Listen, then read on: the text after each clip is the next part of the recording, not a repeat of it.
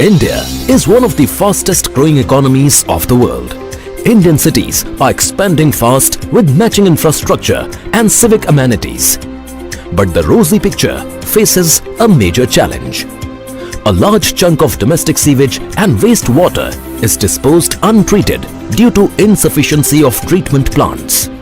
Huge operational expenses and irregular power supply are major constraints in installation of conventional sewage treatment plants.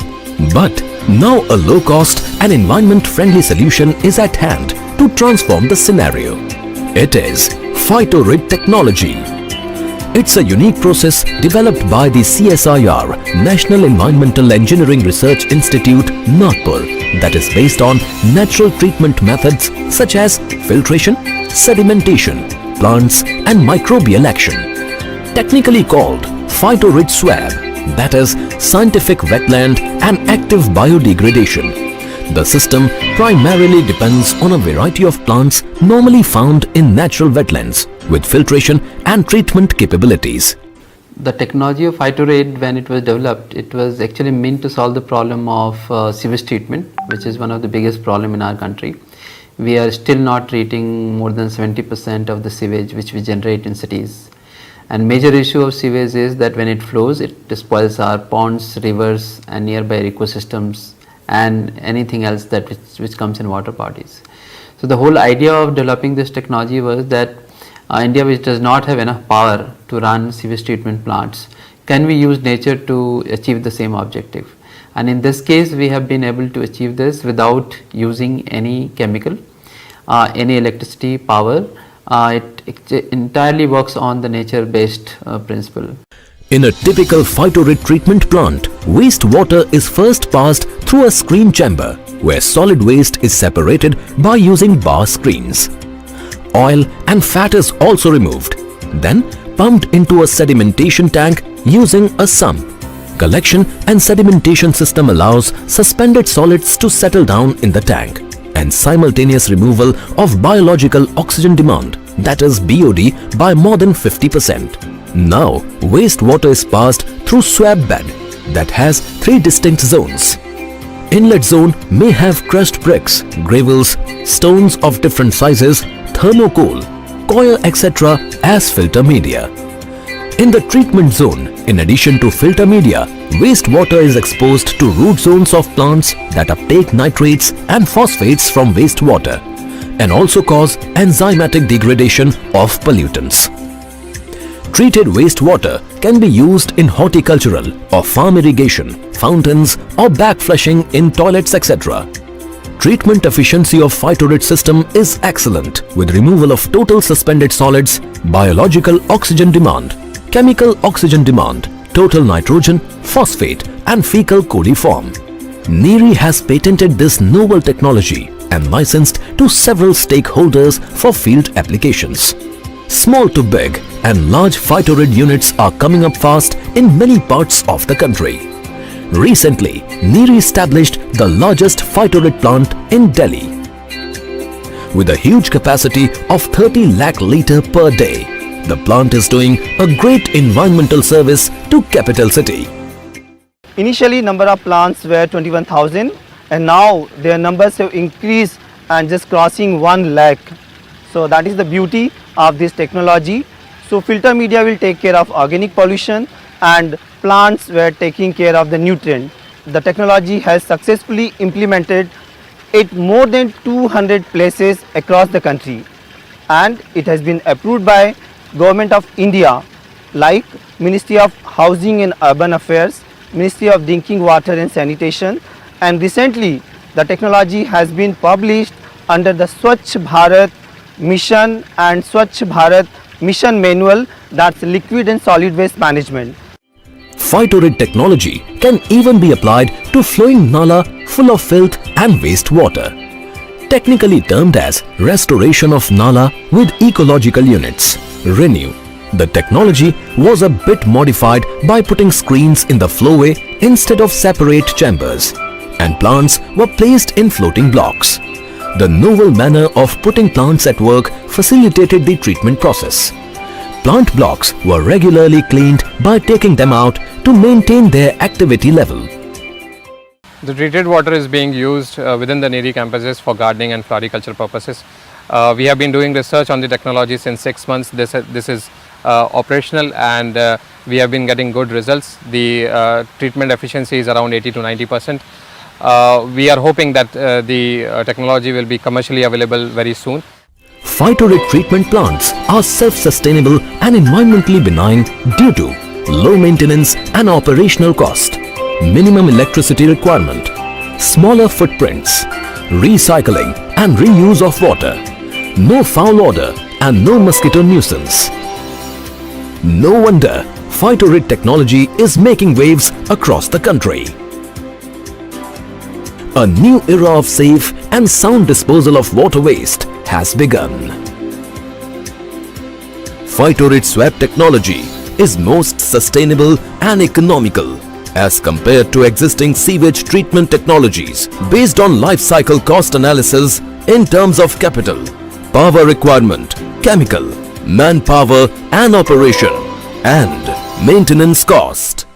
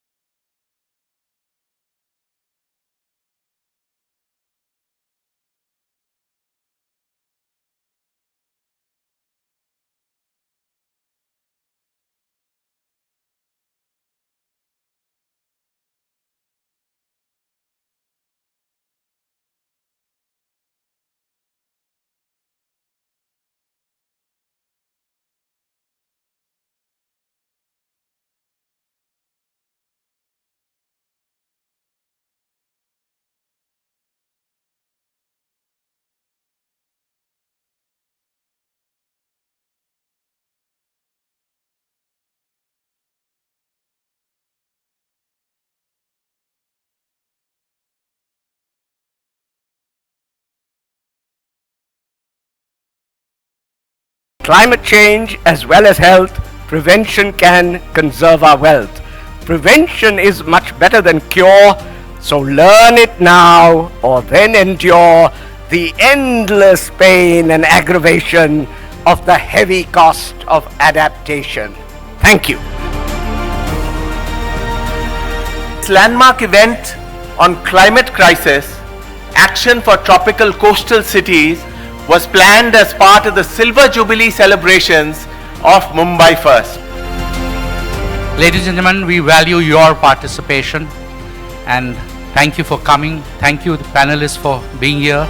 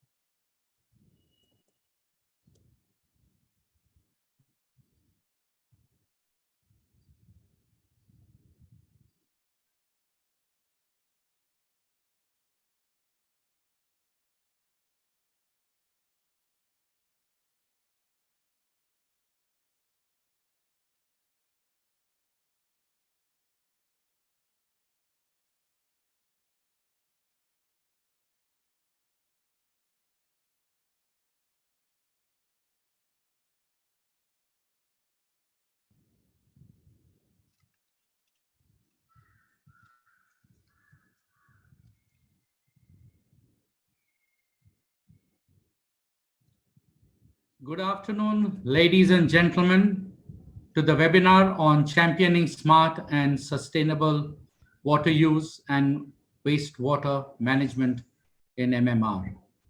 I am Dr. Neville Mehta, CEO of Mumbai First, and I will first inform you of day 3. We had an excellent day 2 yesterday, and before that day 1.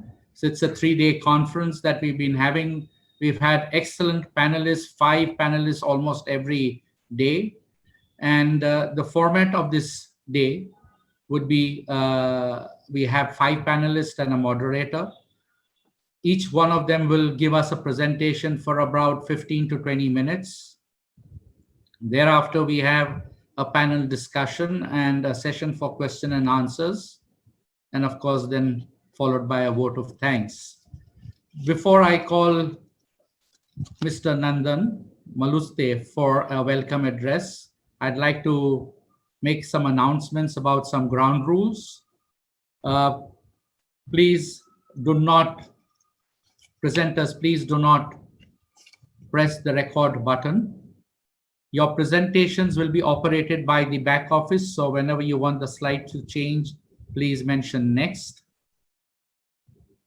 Please keep your chat box open so that we can get in touch with you for your cues.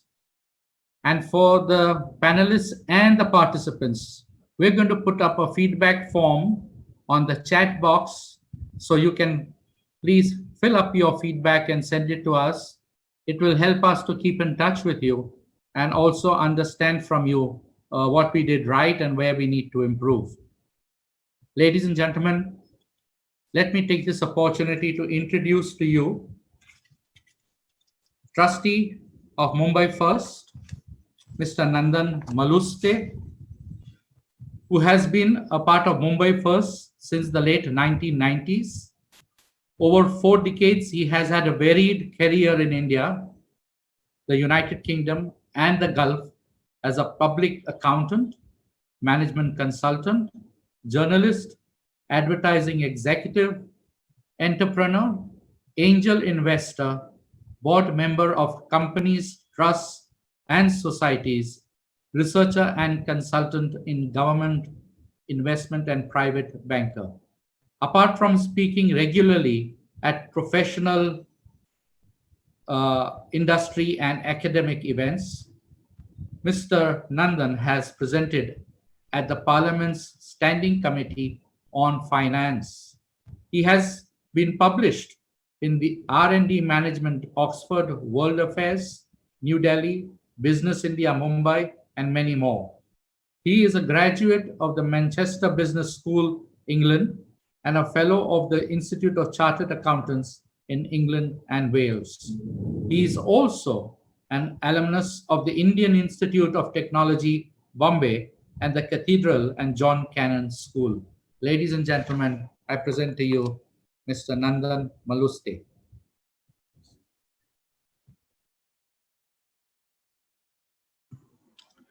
Thank you, Neville. And good afternoon, friends. Thank you all for being here. As Neville has already said, we've had a marvelous 2 afternoons talking about water.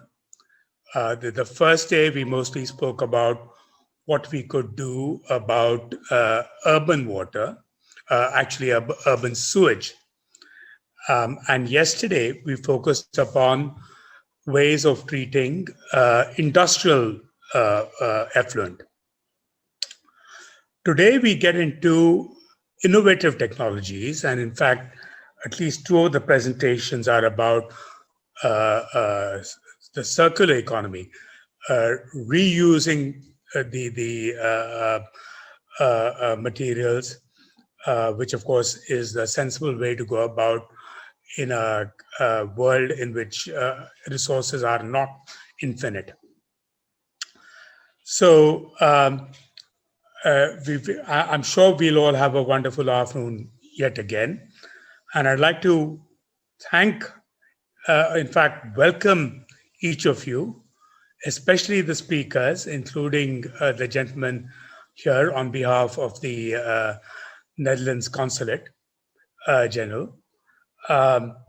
Yesterday we had an Israeli speaker actually speaking from Israel, and we all know that the Israelis have done some amazing things in water management. Today we have one on behalf, he's actually an Indian, but he's speaking on behalf of the Dutch. And the Dutch again have done work with exceptional work with water for decades, and Mumbai First has had especially good discussions with them about what they call building with water. So I look forward to hearing each of the speakers this afternoon, and I'm sure each of the audience will also do that.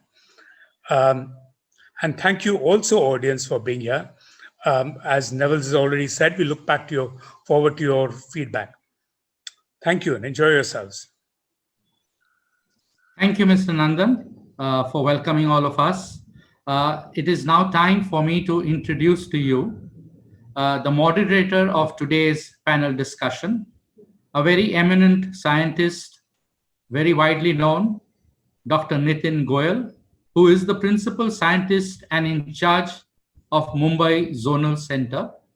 His qualification, he is a Bachelor of Civil Engineering, a Master of Environmental Engineering, Doctorate in Environmental Science and Engineering, and GF of Mumbai First. When I meant GF, I mean good friend of Mumbai First.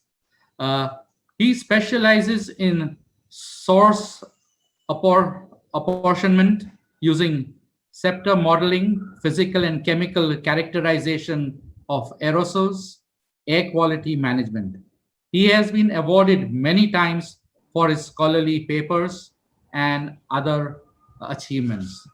Ladies and gentlemen, may I present to you Mr. Nitin Goyal, Dr. Nitin Goyal, who will be moderating this session. Dr. Goyal, would you like to briefly address and just say a few lines of welcome to the panelists? Yeah, thank you.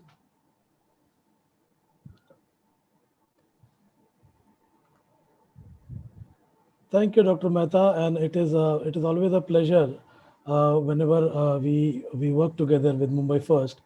And I was there for the climate crisis conference, and this is the other conference I've been attending for the last 2 days. Thanks for also inviting me to moderate the session today. We have already listened to the panelists for the last 2 days, and we have discussed mostly the challenges in water sector. Today it is all about innovation.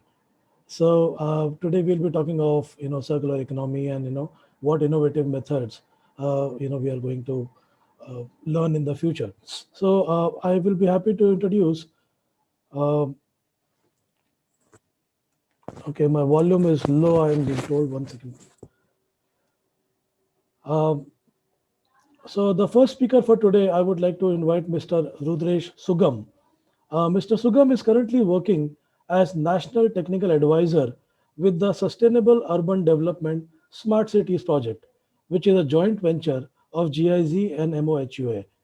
In the past, he has also worked with the Center for Science and Environment and Council on Energy, Environment and Water. So I invite Mr. Sugam to present his views on today's.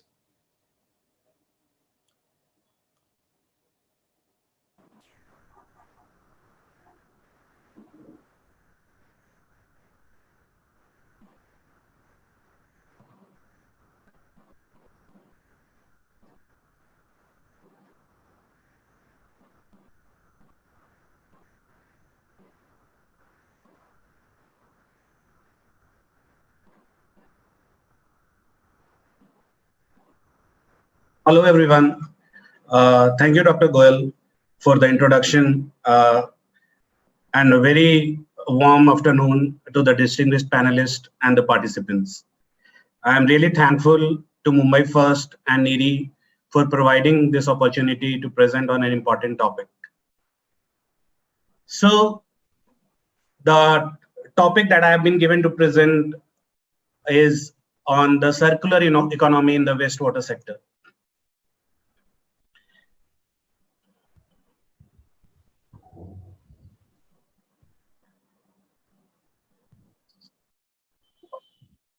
Within this presentation, I would be talking about three major aspects.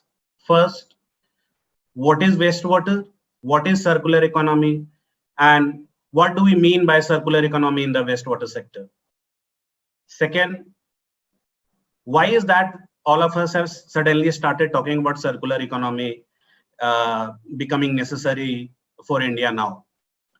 And finally, I will present the research that we did on what are the factors which could make circular economy feasible in the wastewater sector in India. So talking about the first aspect of my presentation, what is wastewater, what is circular economy, and what do we mean by circular economy in the wastewater sector?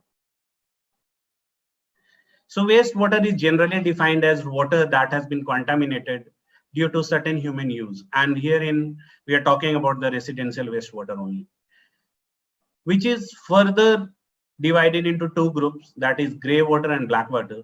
The gray water is the water that is generated from the kitchen, from laundry, dishwashing, whereas black water is the water that gets generated from the toilets.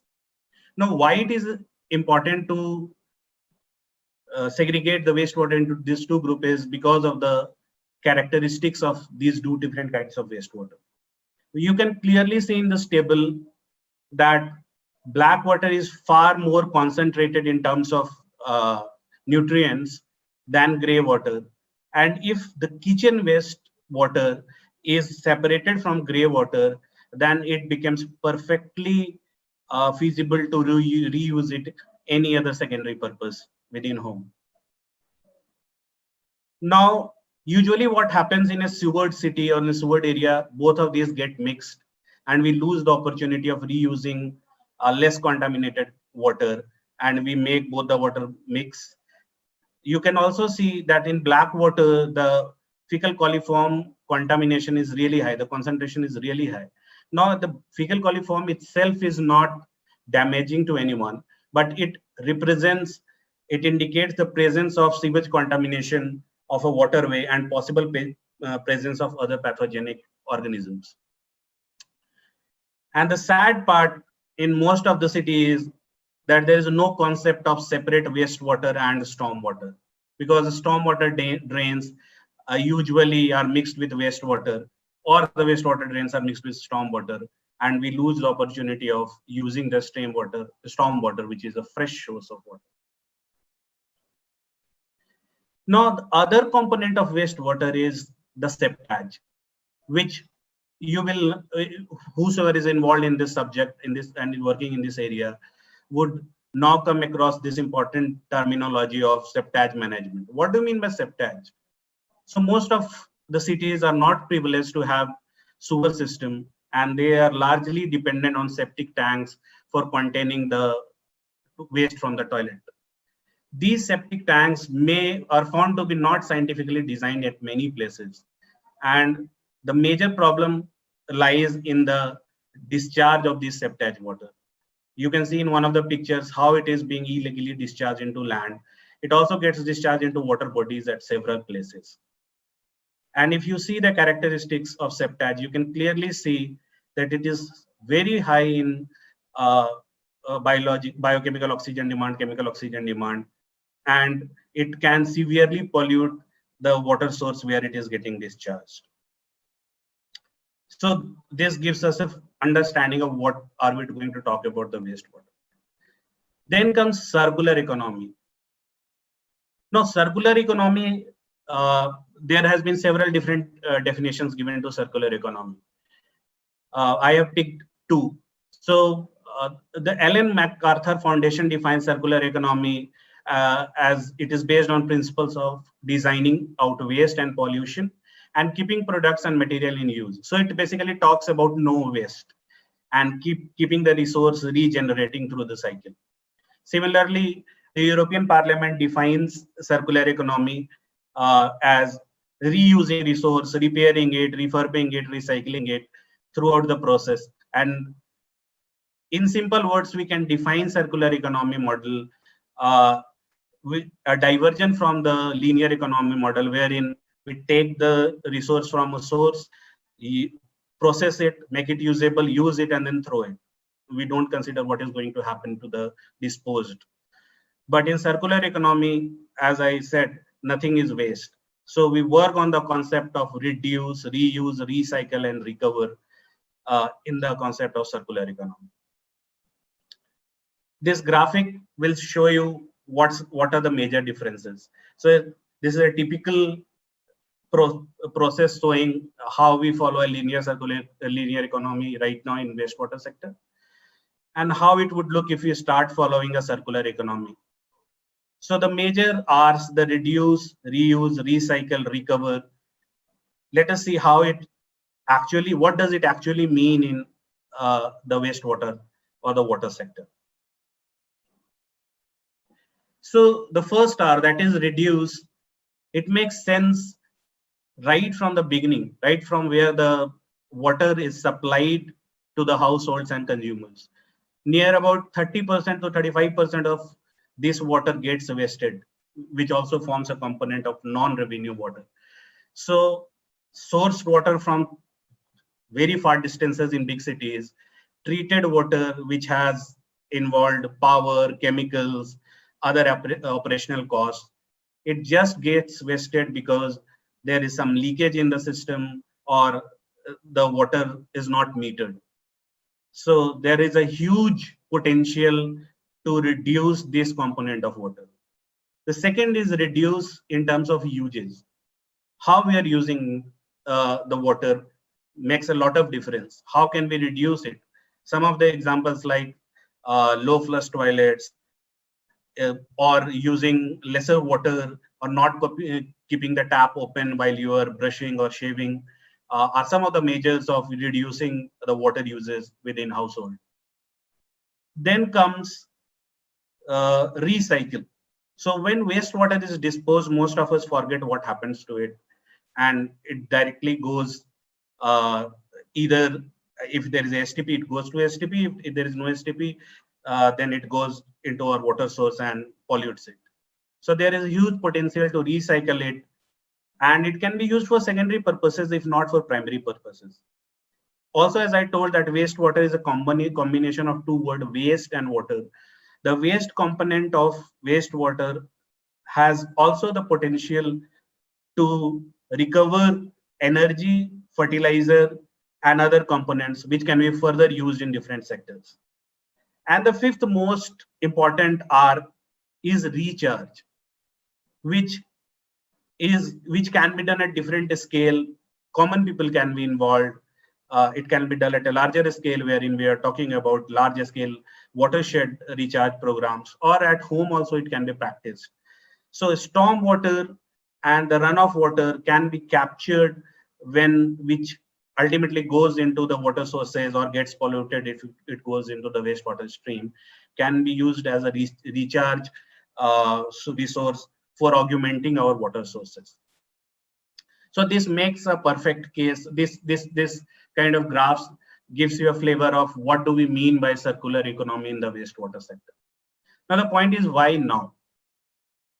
Why it has become necessary for India?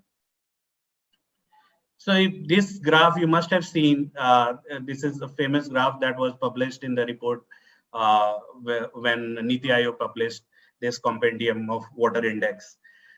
This clearly shows that most of the states, if you see in India, in red and dark red zones, are already in water stress situation, because the withdrawal percentage has already crossed somewhere around 60 to 80% of available water flow. Second thing, the peri-urban areas which were earlier only supplying labor sources to the main cities have now started becoming kind of small cities and towns themselves. And thus the water use pattern, the land transformation into urban areas has led to further water and more industrialization in those areas have led to further increase in water demand. And in the same report by Niti Aayog, it is predicted that the demand is going to become twice whatever we have the supply in 2030. So this is a really scary situation.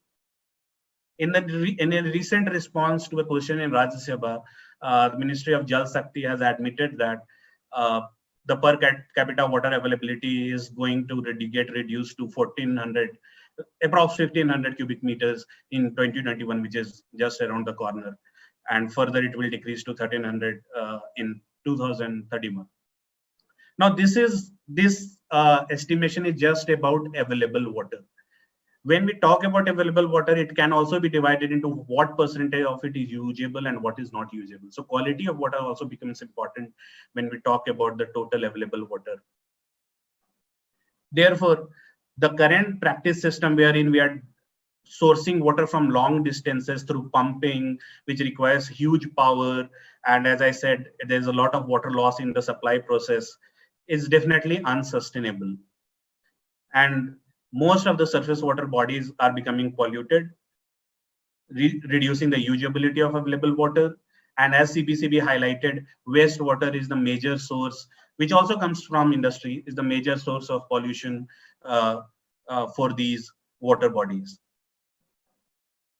We don't have enough capacity of reusing or treating wastewater right now. Only around 30% of what is generated, wastewater is generated, is being treated. So a lot of effort is required in terms of capturing the wastewater generated before it becomes a source of pollution for our water sources.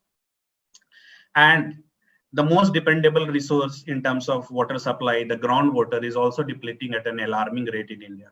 If you see this graph, you can clearly see that India actually withdraws more than what China and US withdraw in total. So China, US in combined withdraw less than India. So India is in real sense mining groundwater, and in several places, NASA study has found that the water table is going rapidly down at a very fast rate, 0.3 meter a year, which is alarming. In some of the cases, for example, I'm right now working in Kerala, and I was shocked when I came here and I studied that in Kerala, around 90% of the groundwater resources, because of the high water table and because of reliance on septic tanks, which are not properly designed, have also got contaminated by sewage. So there's fecal contamination, and 60% of the population is dependent on groundwater for drinking water sources. So these are some of the numbers that can give you enough food for thinking about what is the other resource we can depend on. Definitely, there is some possibility of using saline water. However, it's not possible for the entire country. And the easiest and the most available resource within where you are living is the wastewater resource.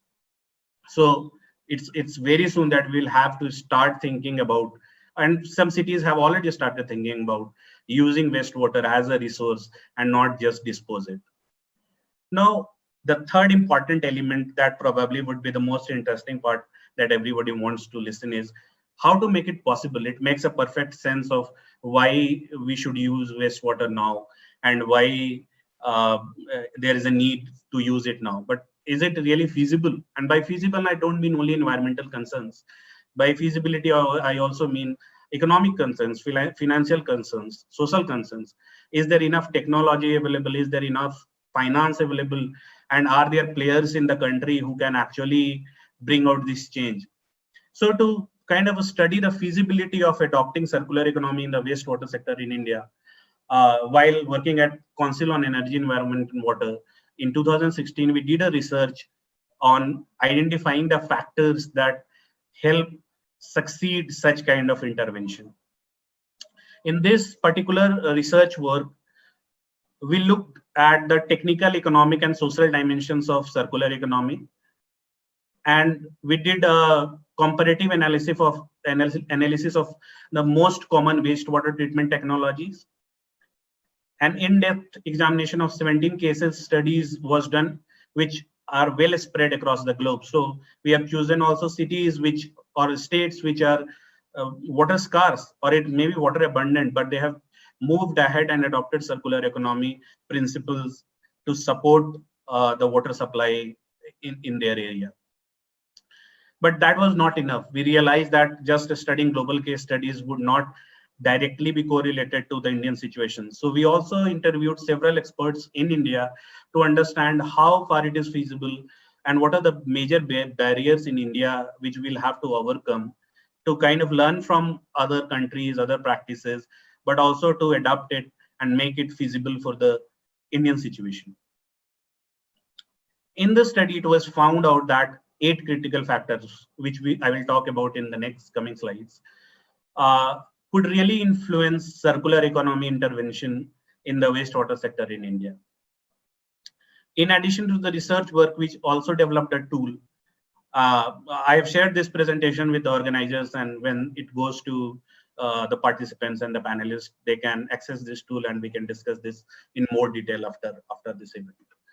So coming back to the case studies, we choose case studies from these following countries, and you can see that some of these are well-known case studies such as Singapore, Israel, wherein they have been known as water champions, and they are leading countries in terms of wastewater reuse or recycle. However, there are other countries also which are going beyond just reusing, and they have gone beyond just wastewater reuse or recycle. They have also gone ahead and done energy extraction from biogas that is present in the sludge after you treat wastewater, and phosphate recovery. India imports a lot of phosphate fertilizer at a very high price. So there is also a scope to support our farming sector by extracting phosphorus from the wastewater. So of these 17 case studies, the 8 factors that I'm talking about, the very first factor that majorly drive this kind of intervention, why countries started using circular economy or reuse, recycle, reduce principles is majorly because of the water situation in the area. Water scarcity has been the major driver in most of the cases. However, in some of the cases, water pollution was one of the major reason why they started adopting circular economy principles. And countries such as Sweden and some other European countries also, because of adopting sustainability principles, they started following the circular economy pathway. India has all the three, which is a positive sign for us. We do have water scarcity situation.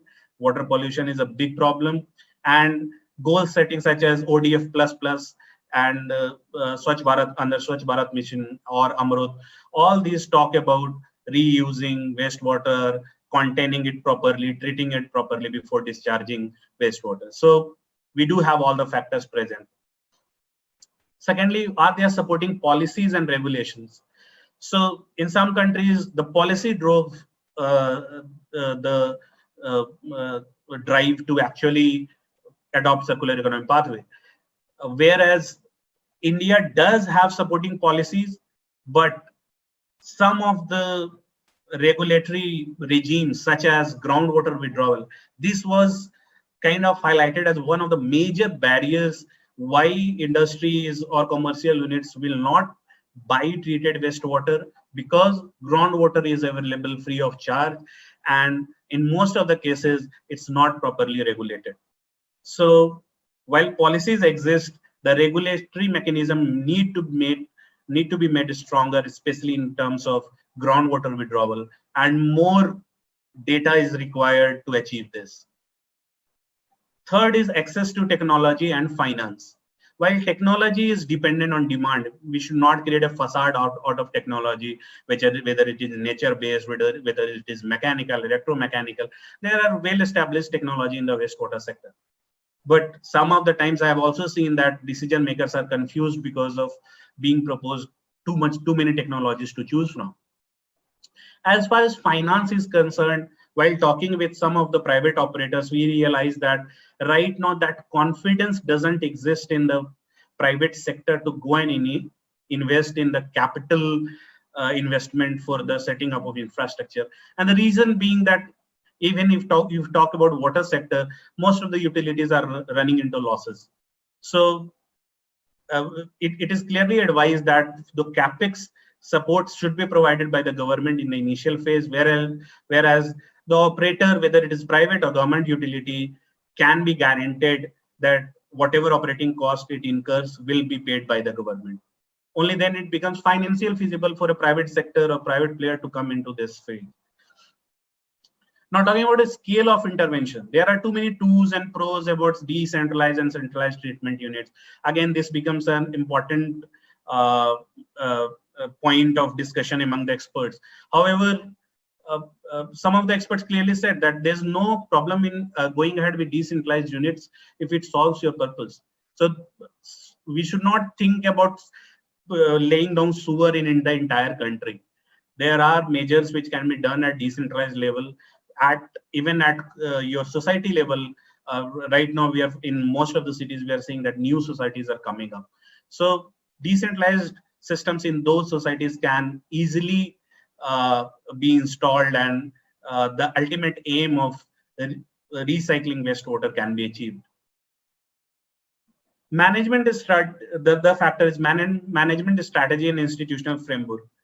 No, I will not disclose the name of the utility, but while talking to one of the major utilities in India, in fact, a water board, it clearly said that even if we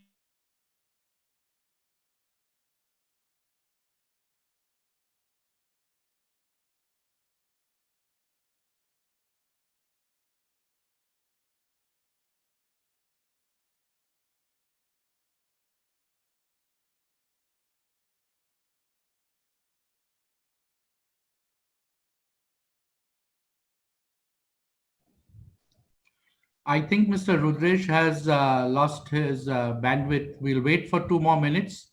Nitinji, I think Mr. Rudresh has lost his bandwidth. We'll wait for 2 minutes for him to join us again. If not, we will go to the next speaker. Nitinji, Dr. Nitin.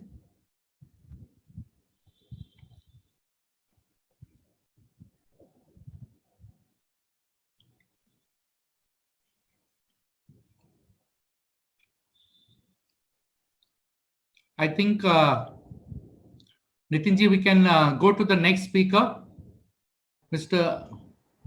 Yes, sorry, I got disconnected. Yeah, can you please introduce the next speaker because we've lost Mr. Rudresh. Okay. I thought I got disconnected. Okay. Thank you so much. Our next speaker is Dr. B Sontakke, who is a joint director at the Water Pollution Control Division of MPCB. Dr. Sontakke holds a master's degree in environment and a PhD in environmental toxicology studies. He has been working for a very long time with MPCB from 1997 and has a number of legal contributions that include his participation in the framing of rules for the noise pollution and hazardous waste, Maharashtra plastic carry bags and plastic waste management and handling rules, e-waste. So I invite you, Dr. Sontakke, for your presentation. Thank you. Good afternoon. Am I audible?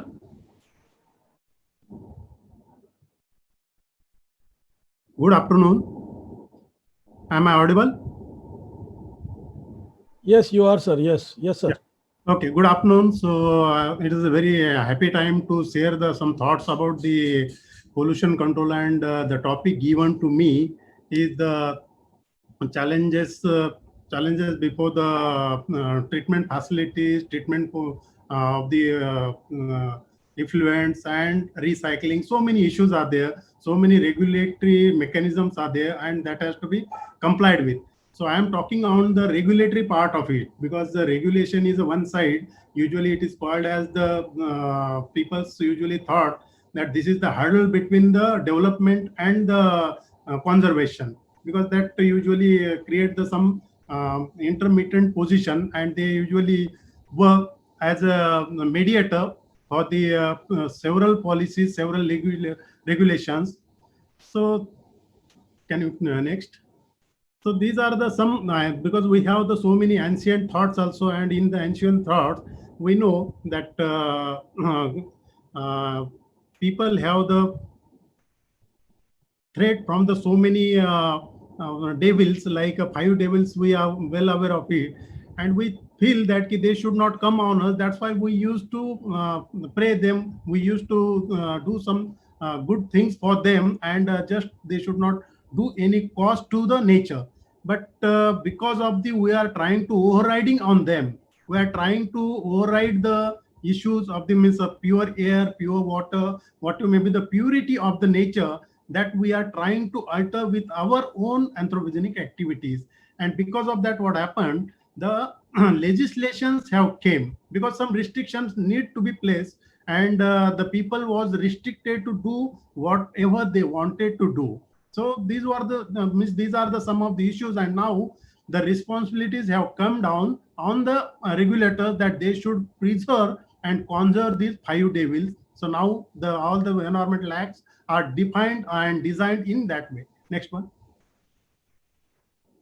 So when we are looking for the, because I am working with the Maharashtra Pollution Control Board, and this is the one of the oldest board in the country, and it was established in the 1970. Almost on the last 7th of the September, it has completed 50 years.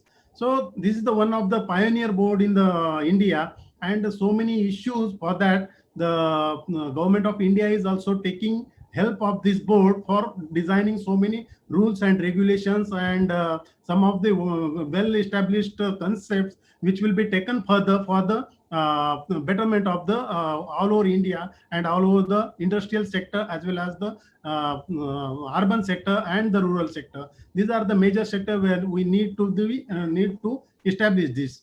And basic concern for us is the what board is doing, because so many people are not aware that what Maharashtra Pollution Control Board or the boards in India are doing. If suppose there are so many rivers are polluted, there are garbage on the road, near about dust and everything is there, but what exactly the boards are doing? So these are the question mark in the mind of the common man. So to just give some of the replies to these question marks, just I am trying myself and from our end that how to resolve these issues, because we are issuing the consent to establishment. So this is the one of the permission, or we can say permit to the some of the industries, then issuing the permissions under the solid waste, e-waste. So these are the some of the specific functions of the any of the state pollution control board. Next one.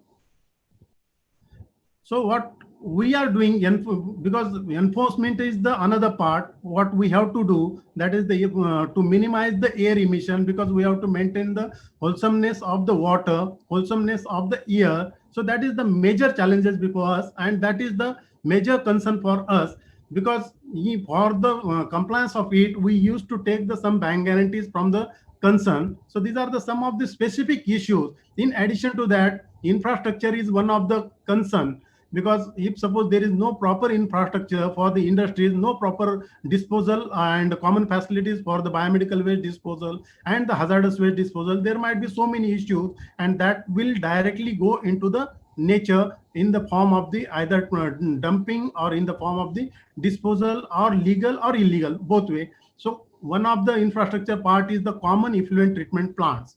So this is the one of the facility or the infrastructure provided by the industrial departments in compliance in consultation with the state boards, and these are helping to the small scale industries to treat their effluent to the desired standards.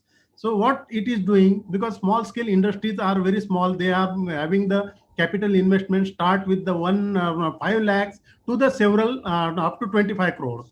So these are the very small and tiny industries, and they doesn't have the technical manpower which can take care of the treatment facilities. So these are the facilities which are taking care their untreated or the partially treated effluent, and it is treating to the desired standard and then disposed it off into the nature. What common hazardous waste facilities are doing, they are also helping to the industries for collecting their waste, because every industry needs to, if asked to discharge, dispose their solid waste or whatever may be the hazardous waste generated within their premises, that it will take a lot of money and their major resources will be involved in that, and they may not fit and they may not prove themselves in the global market. Then common biomedical. So nowadays we are well aware that COVID-like situations, and it is generating lots of the biomedical waste, and that biomedical waste needs to be safely disposed of. For that, to develop the some infrastructure, so board has taken initiatives with the help of the common and local bodies and developed the several roughly around 31 facilities are developed till date, that we are going to see in the upcoming slides.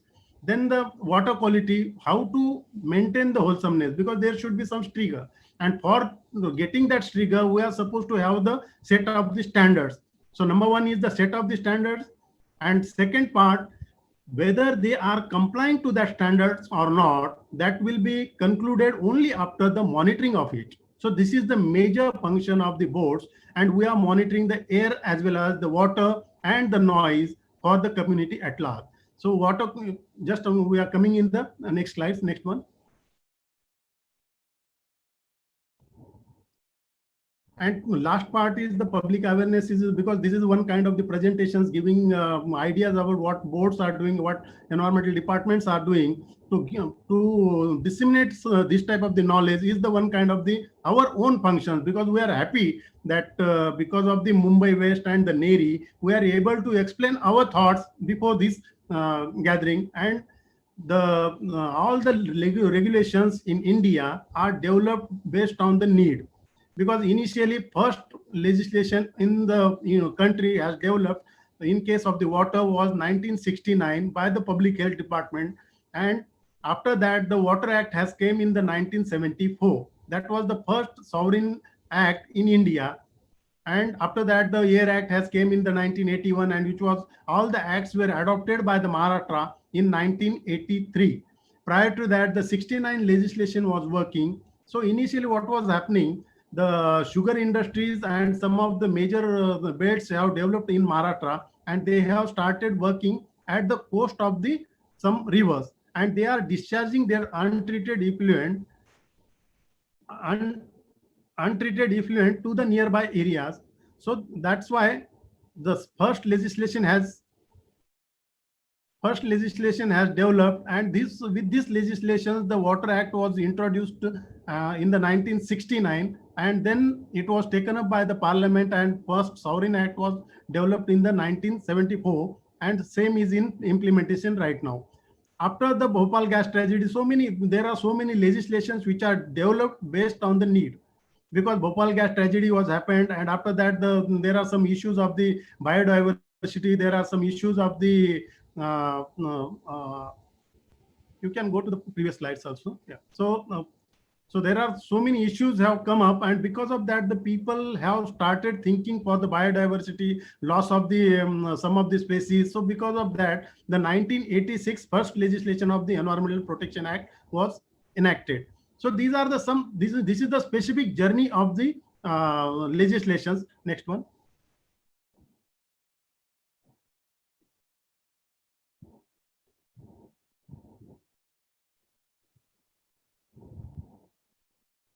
Then there are so many notifications are there. Dahanu notification, Murud, Janjira, Mahabaleshwar, Matheran, Antop Hill, Western Ghat notification. These are the some specific notifications also came to conserve the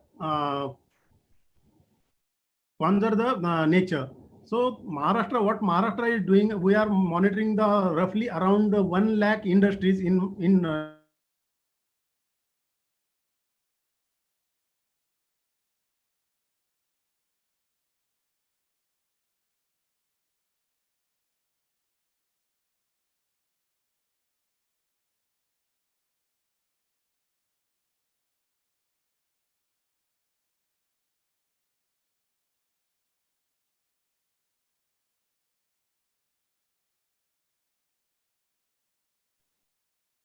Mr. Sontakke, you are muted. Please unmute yourself.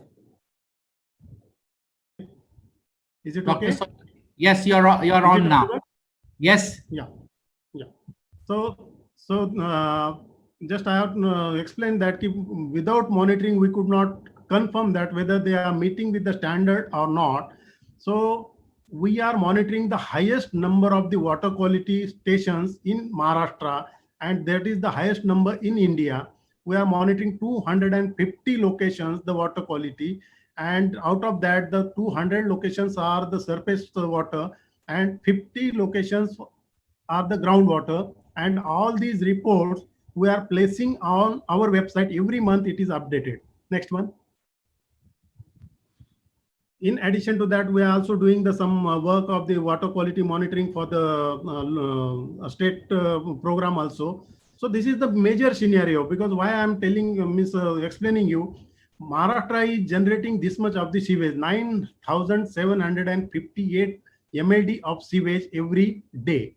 So this is the figure of the 1 day MLD, million liters per day, and we are treating roughly around 4,200. So this is the major gap, and because of that, it is this is the new area, because just now we have seen that circular economy, because water recycling, water reuse, water reprocess, and use the water for the number of times. So this is very much important and required, because what water we are using, that can be taken again and again with the purification, and that can be used. So now this much of the water is generated from the all local bodies. These are the local 391 urban local bodies. They are generating 9,758 million liters of the water every day. And that water, what is happening with that water? It is either going in some of the rivers, it is going in some of the nalas, or it is also going for the groundwater contamination. So that's why it is very much, next one you can take. So it is very much important that this water needs to be recycled for the various purposes.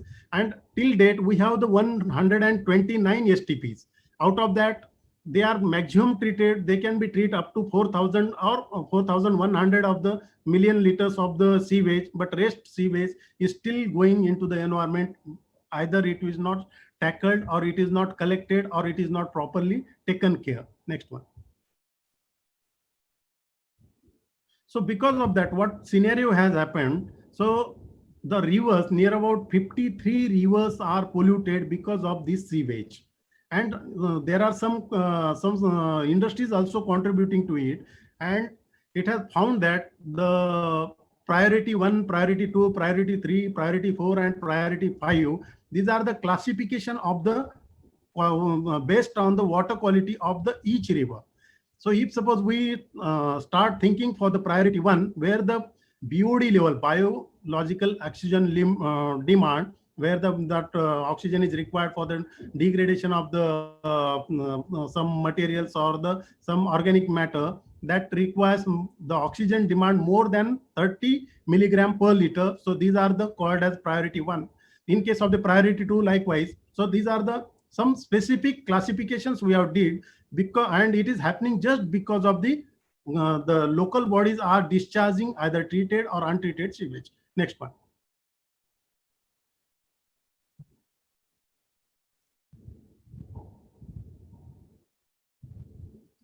So this is the exercise work, because we have already prepared the 53 stretches. What I have told you, that priority 1, 2, 3, 4, 5, where the BOD levels are so high, and it needs to be brought to the 3 mg per liter. So that is our target, because we wanted to bring all these rivers to the 3 mg per liter. So this is the challenge before us, and for that we have prepared the action plans in consultation with the urban development department and in consultation with the local bodies, and they have also given us the positive response to for the improvement of the water quality of the rivers. And every local body, that is the corporation or the councils, they have started working on establishment of the sewage treatment plants. Next one.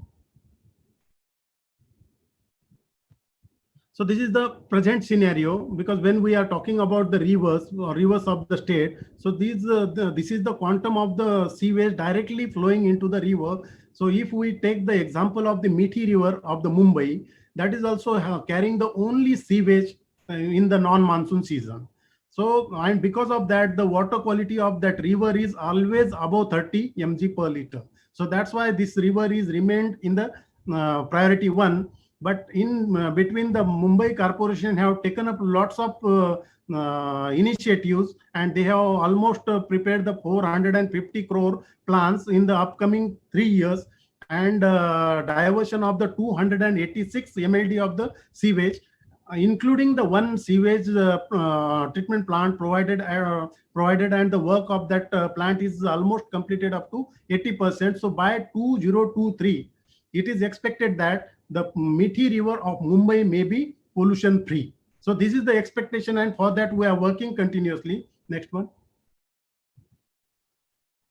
So this is the another part, because one aspect is the sewage generated from the cities, as well as there is another concern, that the sewage or the industrial effluent generated from the industrial sector. So these are the common effluent treatment plants. What I have told you, that these are made for the small scale industries, and where the maximum manpower is not technically well trained.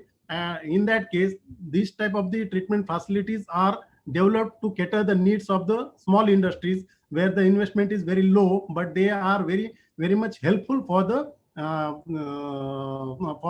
export, and even for the intermediate manufacturing of the some pharmaceutical drugs and other products. So for that, we have the 26 CTPs, and they are catering the need of 244 MLD, 244.85 MLD of the effluent. They are taking care, and around 8,000 industries are beneficiary of it.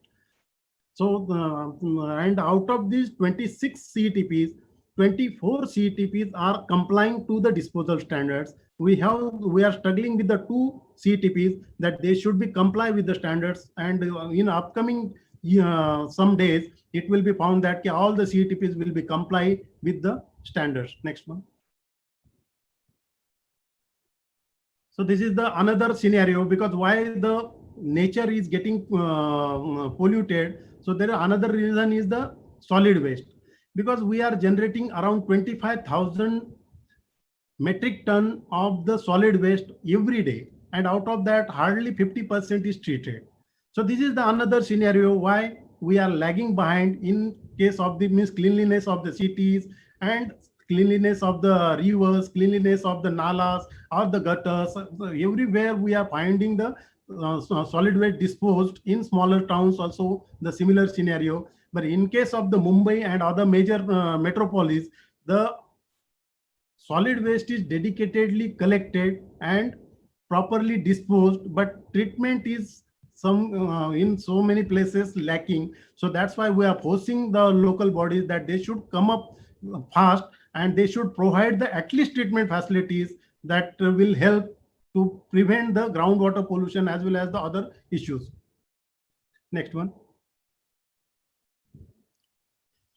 So this is the another part, that is plastic waste, because whatever the plastic, the Maharashtra has taken lead in case of the plastic legislation, and we have banned the thermocol and other plastic uses in the decoration, and some of the carry bags are also banned. Since from the 2006, we are continuously struggling to implement the plastic rules.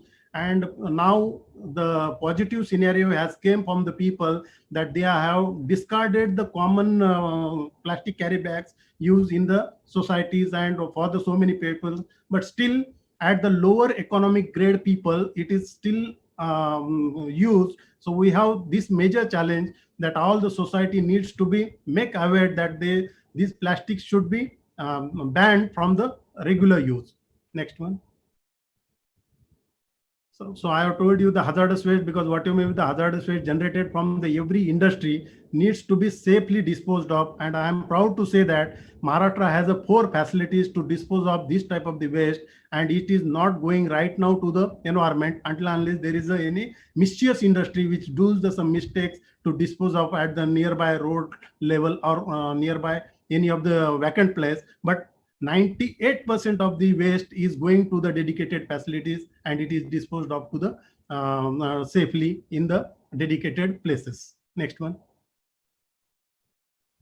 Regarding the e-waste also, we have developed the facilities, but still we are struggling with the e-waste collection, and the success ratio is up to 20%, but we have to still run for the next 80% to comply, because every household waste is not coming to these facilities. We have developed the 77 dismantlers and 27 e-waste importers, and e-waste recyclers are 11. So they are taking enough pain to collect the waste, but there is so many kabadi walas and the garbage collectors. So they are really creating the problem, and they are getting the some valuables out of it, but they are not managing it properly. So this is the one more challenge before us, and we are trying to comply with this. Next one. So this is the biomedical waste, what I have told you, that we have the 31 biomedical facilities, and every day roughly around 62 metric tons of the waste per day is disposed of safely. So this is the one of the proud part, that because of the COVID and other situations, what waste is generated in the hospitals, in the small clinics and the big healthcare establishments, it is properly collected and disposed of. Next one. So in addition to that, we have some e-governance initiatives that for the facilitating to the industries, the permit is issued within 60 days. So these are the few initiatives we have taken for the public at large. Next one. Next one.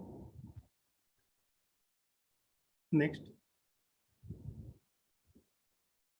Next.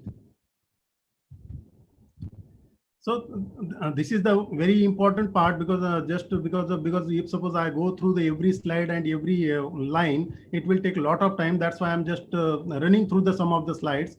So sorry for that, because our main part is to make the public aware about the environmental acts, legislations, and their duties. This is the major concern for us, and dissemination of the information. This is the another concern. So we are establishing the so many eco clubs in the school, colleges, through the through the environmental department, government of Maharashtra, and even we have went ahead with some financial assistance to the fellowships in the MTech and PhD students, and including the some chair professors are already working with us in the partnership in the IIT and VNIT. We have also proposed some encouragement and environmental education through the research scholar, and providing some additional funds to them for the educational purposes. And the public participation is the another concern. Then there are so many things what we have did. So this is from my end. So thank you very much.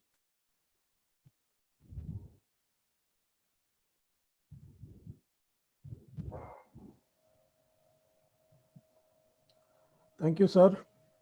I'm really amazed to see the galaxy of work which MPCB has been doing so efficiently over the last so many years, and I truly understand the challenges which MPCB has to face on a day-to-day basis. I just wanted to ask Dr. Mehta if we need to invite Mr. Sugam again to finish his presentation because he got disconnected. Is it okay? Yes, please go ahead. I think there is just one slide left, and maybe he can finish it, and then we can have Professor Sanjeev thereafter. Sure. So I thank Dr. Sontakke, and now I would re-invite our first speaker, Mr. Sugam. He got disconnected due to some technical glitch, as it is raining very heavily in Kochi, to finish his talk. Thank you.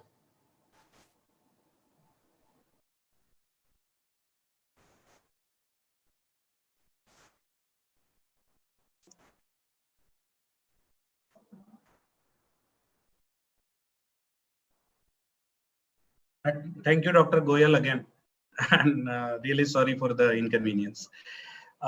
Yes, as you rightly said, I was just concluding my presentation. So as I was discussing the 8 factors that we found out really significant in terms of determining the success of circular economy interventions in the wastewater sector in India. So what could be the way forward as we discuss these 8 factors? So let's go one by one. So the first factor that is water situation and goals.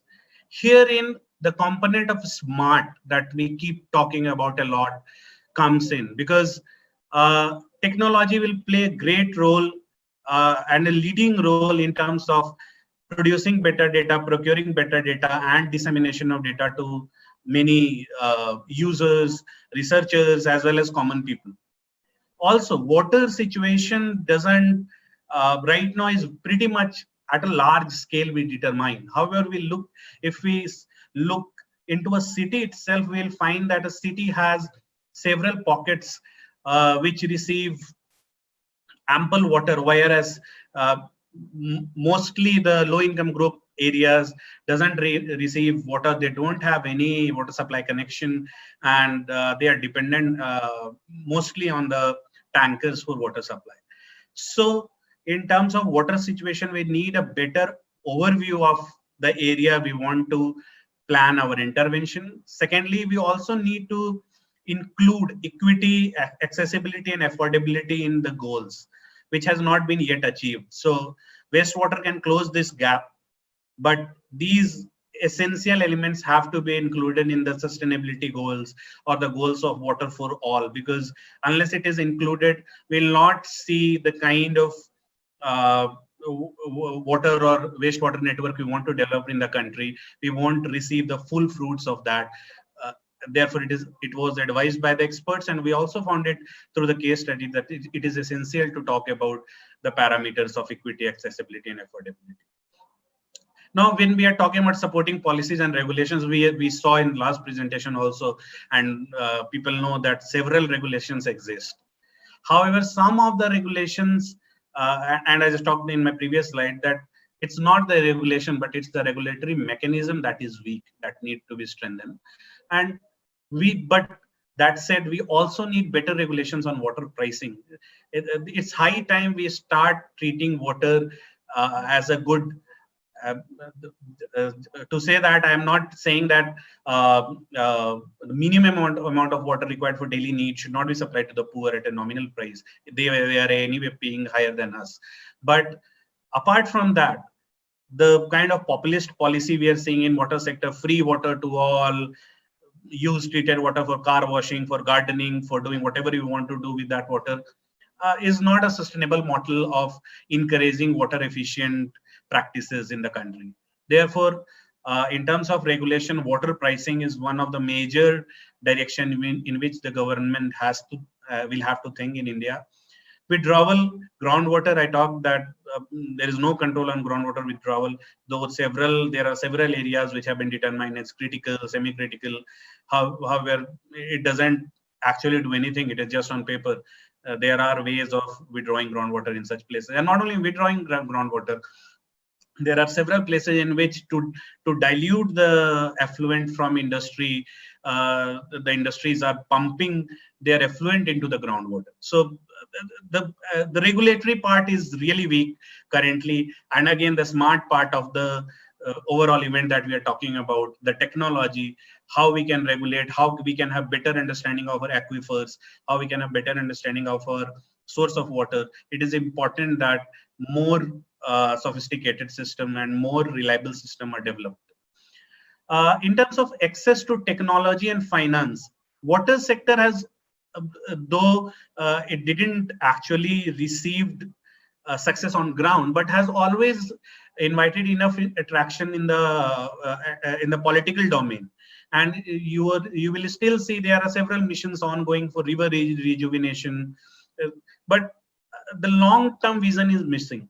The STPs are coming up, but there is no one who takes care of those STPs. Are STPs located at the right places? Is STP only the solution?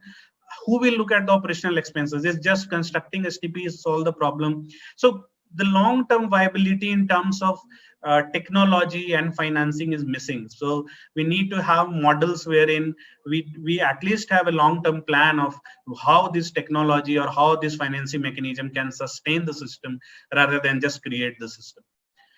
In terms of scale of intervention, several good practices are coming in place, both in terms of water harvesting, in several colonies and societies in Mumbai as well as in Bangalore, in Tamil Nadu. People have started now setting up water harvesting systems or water treatment system.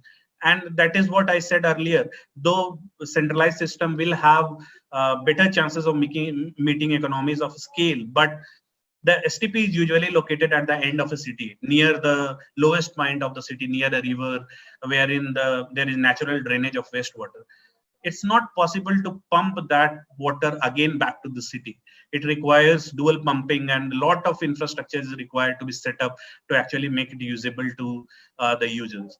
Therefore, we should always have a mix of decentralized and centralized system based on topography, land availability, as well as users' demand. If there is a demand by user in several areas, such as in Hyderabad and all, some of the industries are even paying 500 rupees per kiloliter.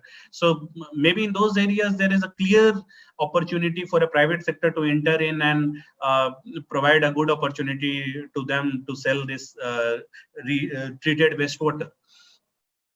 A management strategy and institutional framework. We just saw how many institutions are involved in just governing one thing. If a drain gets clogged, you will see all the institutions starting to look at each other, that whether it's PWD work or it's water board works or it's canal irrigation department work, they are just looking at each other, who will actually repair it. Similarly, if we talk about a bigger infrastructure development in a city, just to get a clearance, it takes a lot of effort. And no private sector or no utility wants to enter into that kind of domain wherein it struggles and invest its money to get a clearance. Therefore, single window clearance and special purpose vehicles are strongly advised for uptaking circular economy interventions in the wastewater sector. And capacity building, again and again, it will always be important, because you might have a private sector operating your plant, but if you don't know what he is doing, you will never be able to monitor them. So that kind of capacity building needs to be done at the government level also. Public perception. It was largely seen across the globe that no one is actually happy in reusing wastewater, because there is always a yuck factor. But India, we are already doing it. If we see the situation, we are throwing all our wastewater into the river, and the river doesn't have any water. Sometimes the seasonal rivers have become perennial. I saw this in case when I was working in Meerut district. There is a river called Kali River, which was supposed to be a seasonal river. It has become perennial thanks to the wastewater coming from the city, and it is being used without being any concern. The farmers are not concerned at all. They are easily using it for agriculture purposes, and we are eating the sugar coming from that area happily. So there are health threats, but if you say that what you are drinking is a reused water, or what you are using in gardening is a recycled water, then there is a problem. And the problem is not only because there is a yuck factor, but there is also a lot of mistrust among the people, because we are not we don't know. If you talk to a common people, what kind of treatment system is in place in your city, he doesn't know. Where is the water source from your which water is coming to your house? No idea. So public has been kept away from the water management system completely, and that has created mistrust. And also we have seen that sometimes polluted water comes to the tap, and there are other problems of water pollution. So this public perception will need some time to get rebuilt in direction of reusing and recycling water. And again, the smart component comes here, wherein we should have better data transparency in the type of system we are using. What is the quality of water we are supplying? What could be the threat of using this kind of water? This should be clearly said, rather than keeping silent on such issues. In terms of phases of deployment, industries, and even talking to industries, we realize that there are several industries which are actually shut off during summer season, or during seasons when there is less water supply. They are willing to go ahead with any water they will get, because what they need is good quality water. So the consumer exists. The point is how to build that trust that you will get a regular supply of water. And the second major user of wastewater, or where this kind of concept can be easily deployed, are the greenfield projects, wherein the development has to take place. So for the new upcoming societies, wherein the plumbing system is to be constructed, there can always be dual plumbing system installed, low flush toilets installed, water harvesting system. So this should become norm in kind of designing and urban planning domain. And in terms of the cities which already exist, the brownfield projects, there should be more, the targets should be more the commercial entities, wherein they are facing challenges of water supply, to identify where there is a market.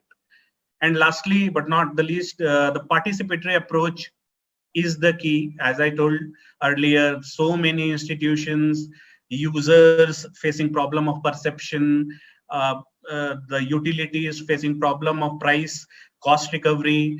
It's essential to kind of bring in all the components of the water sector together and build trust among them. Otherwise, it will never happen. So the government has to have approach wherein the users are made a part of it, and the private sector is given enough enabling environment to come into place to kind of go ahead with circular economy interventions. And it can be done at pilot scale to begin with, and not full scale completely. We can try out different models. With that, I finished my presentation. Thank you again.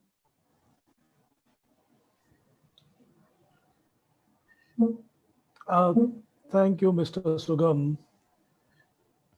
Sorry, I will just stop sharing my screen. Thank you, Mr. Sugam. It was an amazing talk. You very well explained about the what and the why and the how of circular economy in the adaptation of wastewater in the country. You also delineated some good 8 factors which came out of your research, which if adopted can help circular economy setup in the wastewater sector. Thank you so much. Our next speaker, ladies and gentlemen, is Professor Sanjeev Sambandan from IISc Bangalore. He is an associate professor in applied physics, and he also holds a lecturership at the Department of Engineering, University of Cambridge, UK. He obtained his BTech in Electrical Engineering in Energy Systems from IIT Kharagpur and finished his PhD in Electrical and Computer Engineering from the University of Waterloo in 2006. From then onwards, he worked with several companies in USA, and then he is also the founder and director of OpenWater.in, a wastewater treatment startup. So I invite Professor Sambandan with this presentation. Thank you. Thank you very much. So before I start my presentation, I have a few confessions to make, so as to say. Um, Firstly, I'm an academic, so many of this platform is a very interesting medium for me to present my views. But as an academic, a lot of my views might be a little too idealistic, but nevertheless, I'm going to take the freedom to present this here. Secondly, I'm by no means an expert in wastewater treatment or water treatment. I'm relatively new to this field. As I was introduced, my background is in electrical engineering, but nevertheless, I'm an enthusiastic newbie to this field. And in some sense, I believe that has been an advantage because it has helped me sort of bring in some of my own little creative thoughts into this area. And I will talk about some of those ideas here. Finally, I would also like to take advantage of this platform to also use it as an advertisement platform. So if I have to apologize for that, I'll do it right at the onset. And I will talk a little bit about my own startup and how we plan to address some of the problems that I will talk about. So if we can go to the next slide, please. So if you look at, if you think about the evolution of engineering in society, okay, let's look at several examples. First, let's consider, say, communication. So the olden days, we used to have these centralized facilities to make telephone calls, which then led to a miniaturized device, so as to say, and it has eventually led to almost every citizen of this country holding a little cell phone. And that has really made the real impact in terms of both communication, in terms of redefining the economy, redefining what's technically possible, and so on. So I would like to point out this little theme of miniaturization, privatization, and most importantly, decentralization. Because in my personal opinion, I feel, as Mr. Sugam also pointed out, a mix of decentralization and centralized facilities is what's going to really work for a heavily urban, dense population like India. So if you can go to the next slide. So here are some more examples of this evolution. So we see that it's not only in terms of communication in a hardware sense, but it's also in terms of media. A long time back, we had this one central system for getting to learn about the world, and now it's all evolved into social media, where every individual has now become a media channel by himself or herself. And moving on to the next slide, this has also happened in terms of energy. Typically people, in India, it's still not evolved to such an extent, but we have, as citizens, have relied heavily on being supplied energy from a power grid. But as the population increases, this is going to become increasingly difficult. And in some places, some cities have already begun to feel the strain. And this is also being decentralized into local energy systems. Now, this decentralization is not always a great idea. As you can see, this is a picture of Bangalore in probably 1980s. And what decentralization and privatization has done is to clog up all the roads. So it's probably not only a pathway to solution, but it's also a pathway to problems. So it's a point where we balance out and judge what happens. So moving on, when it comes to water, what I see is this decentralization has not completely happened. In many places, people are still heavily dependent on centralized facilities. And that is because the process of acquiring water, the process of primarily treating water has always belonged or has always been labeled as something done by the government, the local government at that place. And it is only after the water comes to the taps that people have been able to decentralized. You have these little systems at our homes that clean up tap water. When it comes to wastewater, it's an even bigger problem because it's now not the water being sourced by the government, but all the individuals now throwing out, individual industries and individual entities throwing out the wastewater into and polluting various sources. And the government has less control on this. That's the first problem. And secondly, in very high urban density areas, it is very hard for the government-based centralized systems to manage and to treat all the wastewater. So we do see a lot of treatment units, and I believe one of the speakers before mentioned the efficiency of treatment, which is about 30 to 50%. And it is very hard to see as to what impact this makes. Although it does make an impact, it's not easy for the the individual user to actually feel this impact at an individual scale. So moving on, the next slide, please. Yes. So essentially, the point is that having a centralized facility as the standalone system could be it's quite overwhelming for such a facility when it comes to heavily urban rich centers, for example, a city like Bangalore or Mumbai. And it's not entirely the fault of the centralized facility that it's not able to handle the problem of wastewater treatment. Largely, a lot of this wastewater is disposed very irresponsibly, and it's both a matter of size as well as quality. So just to redefine size and quality, I'll just show you a couple of slides. And for people who are not familiar with Bangalore, you'll get to understand the context in terms of the city of Bangalore particularly. So moving on. So this picture is, for somebody who's not from Bangalore, this might appear to be a very interesting picture here. And you might take a couple of seconds to identify what the problem here is. And the problem here, as you can see in the next slide, is that this is a heavily polluted lake. Just one example, it's a polluted lake in Bangalore, which is something called as Belandur Lake. As you can see it in the next slide, please. And this lake is so polluted with a lot of industrial toxics that it at some point it even caught fire. Okay, so the quality of the problems, this is just one example. So if you go to the outskirts of any city, you will typically find these industry-rich areas, and you find that they are the primary source of groundwater pollution and the source of a lot of wastewater challenges, and they are largely responsible for a lot of the problems, at least in the outskirts of cities. So just to give you some examples, in the outskirts of Bangalore, you have a place called as Mavalipura, where all the wastewater is dumped, and all the waste of Bangalore city is dumped, and therefore the groundwater is heavily contaminated. So moving on, it is not only a quality problem, but it's also a quantity problem. Now, I do not know the case of Mumbai particularly. Mumbai might have a bit of an advantage here, but Bangalore sits on top of a plateau, right? So if you and the consumption of water in this city is about 1.3 billion liters of water per day. So if you think about how the citizens would be getting this water, it's through bore wells, and it's through lifting water off the Kaveri basin, the Kaveri river basin, and onto this plateau.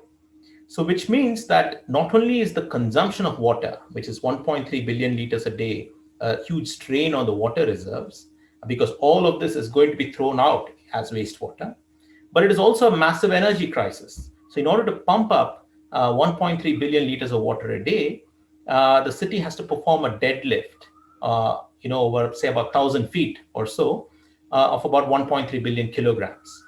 So this is not only a water crisis, but it also translates into an energy crisis. And if all this has to be managed centrally, you first pump in a lot of energy to bring up all this water and to primarily treat the water. And then you also have the logistic problems of acquiring or collecting all the wastewater, and finally also dumping in a lot of energy to treat the wastewater. So it's a combination that's going to be quite crippling as the population starts scaling up. So moving on. So to summarize, okay, we do have centralized systems. They are trying to be run as efficiently as they can, but it's not really sustainable as the density of population keeps going. And so decentralization, in my opinion, is definitely the way forward, wherein a lot of decentralized systems come in and help out or sort out the problems or assist the centralized facilities. But then let's think about it a little bit more. If you go to the next slide, please.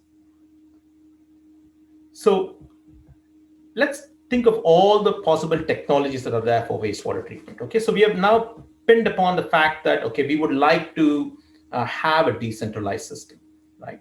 So which technology would you like for a decentralized system? Now, if you were to go to Google and list out all the wastewater treatment technologies, as I've done, you'll find that there are a large number of them. But very broadly speaking, you treat wastewater by either physically separating all the impurities out, which is done by membranes or some kind of filters. And these membranes could be as good as your research permits. So you have membranes that go in from nano size to micron size. And another option is to take all the waste in the water, to coagulate all these wastes and to settle them or let them all float out by using chemicals. And these are chemical coagulants that are used. A very good example is alum, which is typically thrown into a well water to get the clean water up. And a new technology, I would not say new, it's about 100 years old or even more, which is something called as electrocoagulation, which is an electronic form of alum, okay, which is also a coagulation technique, but it uses electricity, it consumes electricity. So very broadly speaking, these are the technologies that are generally available as one of the primary or secondary treatment facilities for wastewater. And the ultimate goal of any of these treatment facilities is to firstly remove turbidity, which is basically the solids that are suspended in the water, and to remove any harmful dissolved solids in the water, and finally bring oxygen levels back to healthy levels, which is to reduce your biological oxygen demand and your chemical oxygen demand in wastewater. So these are the goals. Now let us say we want to have a decentralized system. Now what does this imply? Now let me have a thought experiment. Let's say I'm an apartment owner and I decide, okay, I would like to have a decentralized system in my apartment unit.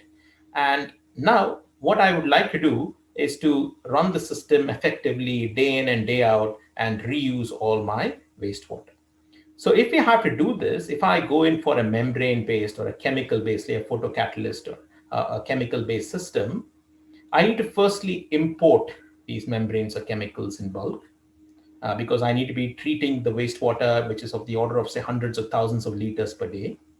And once I've imported this, because at least there are not many manufacturers of these in India, and once I've imported all this, I need to find a place to store these. And storing these membranes and chemicals is not an easy option, right? We're talking about, say, nanopore membranes or chemicals that are quite sensitive. These are chemicals that will, say, absorb any pollutant in the water. So I need to find a special clean room to store all these chemicals and membranes. And then when it comes to actually using the system, I have a system in place and I need to find the expertise to replace these membranes and chemicals. And finally, I need to have the permission to dispose these membranes and chemicals. So this is the details into which I would have to get into in order for me to treat my wastewater. And I'm not sure if it's visible on the screen, but this obviously poses a big logistic barrier for any individual user to treat wastewater. An industry might be able to do it. They might have the technical strength to do it, but it's not really going to reach out into the community. It's not going to diffuse into the community, and it's not going to really encourage wastewater treatment into a common community.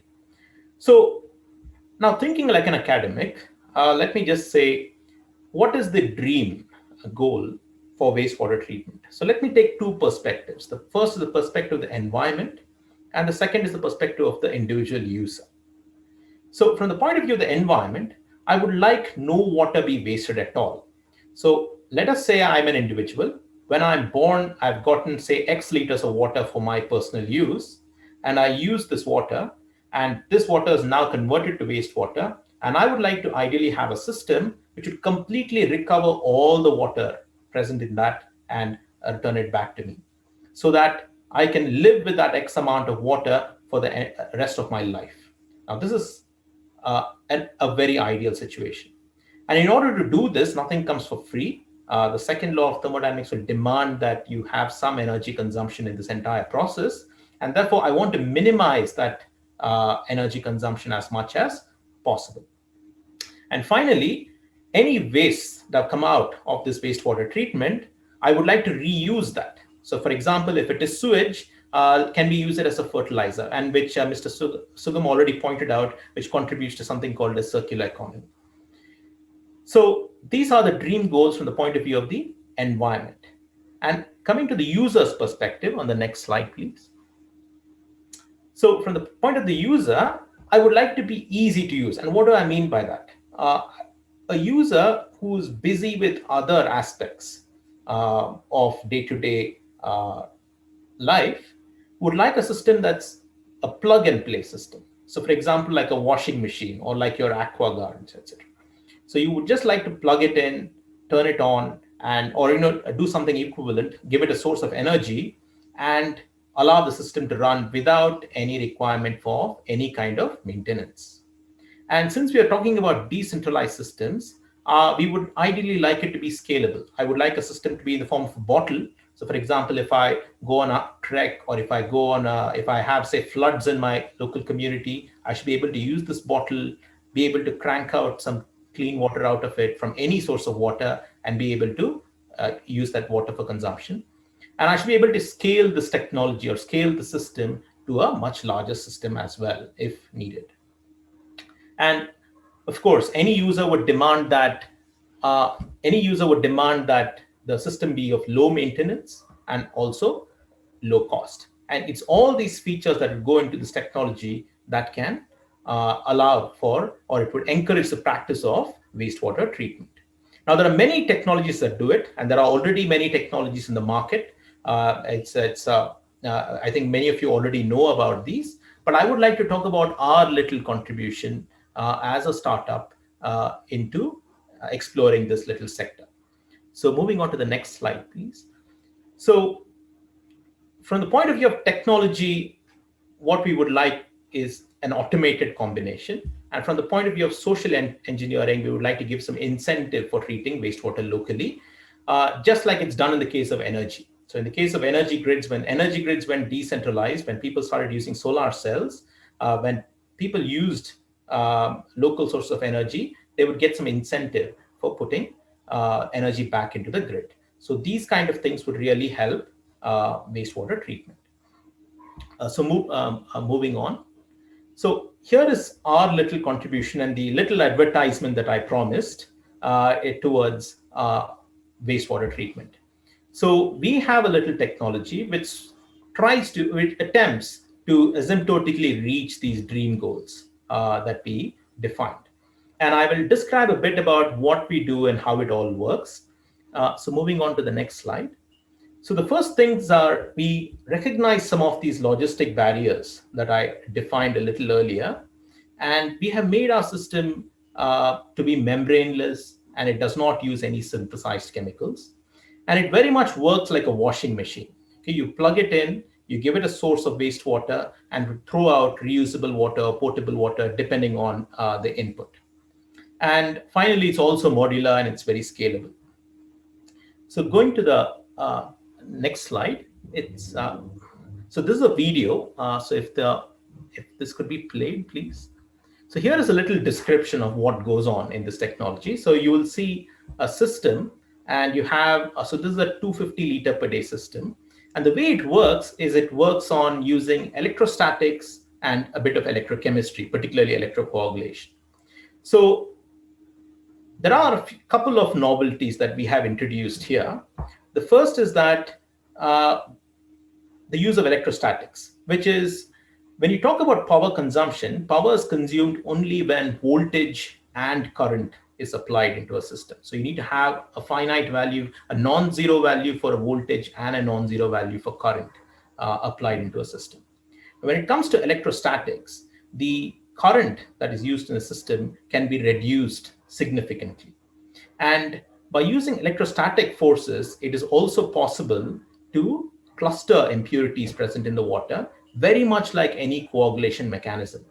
We can use, just like how when you comb your hair on a dry winter day and bring it near pieces of paper, you have these pieces of paper sticking to each other, you could induce the same effect into suspended solids in the water by inducing very little consumption of power. So we make use of that aspect. That is one novelty.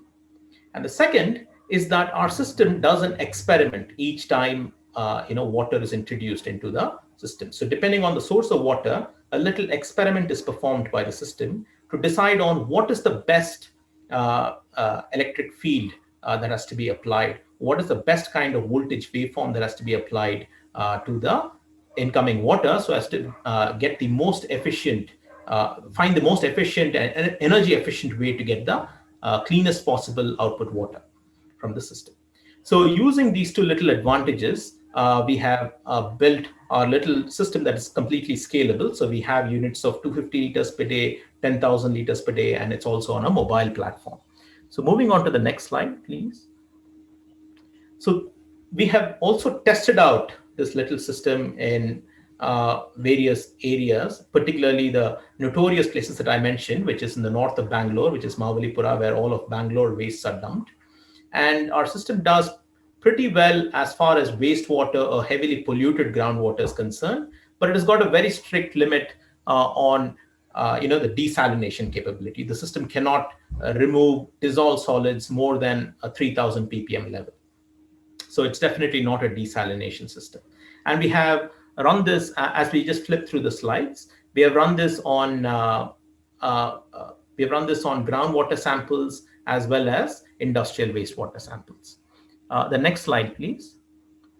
So these are some tests on industrial samples where we have shown that we can reduce suspended solids as well as dissolved solids down from large ppms to reusable water standards. Moving on to the next slide, please. So this startup has also won some recognition, and we hope that it will address some of the problems or sort of aid or encourage the practice of decentralization, which I pointed out or listed before. So that is largely what I have to say. We can move on to the next slide. That's largely what I have to say, and I'll be happy to take on any questions from the audience or any of the panelists. Thank you.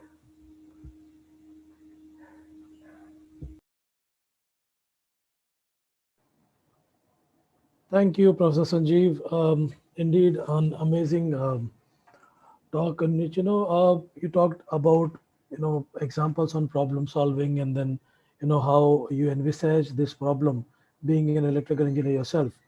And talking of the dream, what do you call, the grand dream. And then I could see a dream product at the end of the presentation. So really amazing, and I look forward to actually see or test your product sometime at NEERI, Mumbai. Our next speaker, ladies and gentlemen, today is Mr. Anil Kumar, who is the Managing Director of Water India. Mr. Kumar has about 25 years of experience in diverse technical, commercial, operations, and corporate roles in water and infrastructure. He has achieved significant milestones in large multi-site service organizations in India, Middle East, Asia, and UK. His experience includes strategic planning, projects experience of managing projects, and multi-billion-dollar capital delivery programs. So, his education background is BE Civil, then MTech Environmental Engineering from IIT Delhi, and he also holds PGM, MBA, and management degree from IIM Kolkata. So currently he's also pursuing PhD in water resources from IIT Delhi. So I invite Mr. Anil Kumar for his presentation. Thank you.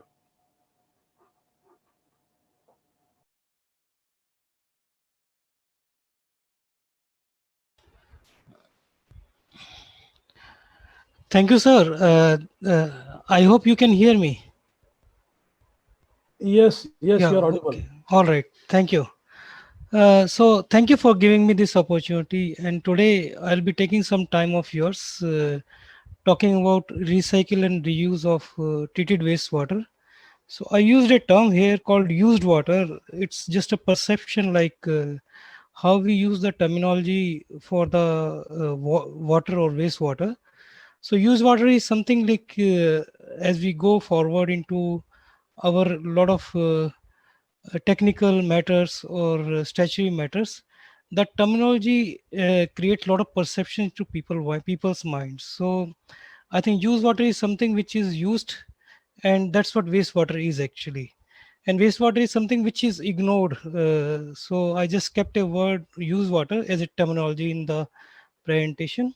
So I'll be briefing a bit of about how this how we can strategize, especially to Mumbai, the recycle reuse of treated wastewater. And I will begin with the safety moment of the day. We know the current situation is challenging for everyone, and we should continue maintain physical and social distancing. We should wash our hands regularly, and we should use mask in public places, avoid a lot of traveling and crowded places, and let's stay calm and bold. We'll get out of this situation and we'll stay strong as we go forward. So my contents are divided into 4 parts, and I'll be spending some time on these parts. And later on, if you have any questions, I'll be happy to answer your questions. So I'll begin with some of the definitions and policies. I think the big initial some presentations covered some of these uh, definitions.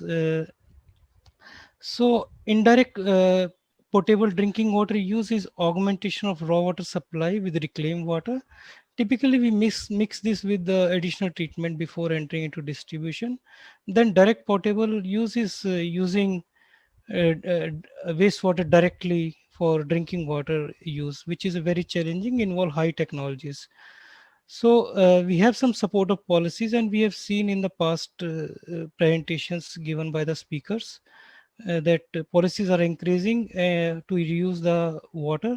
Even Maharashtra government has taken some initiatives in November 2017, and MIDC also covers some component of recycle reuse of water for especially for the industry parts into their policy matters.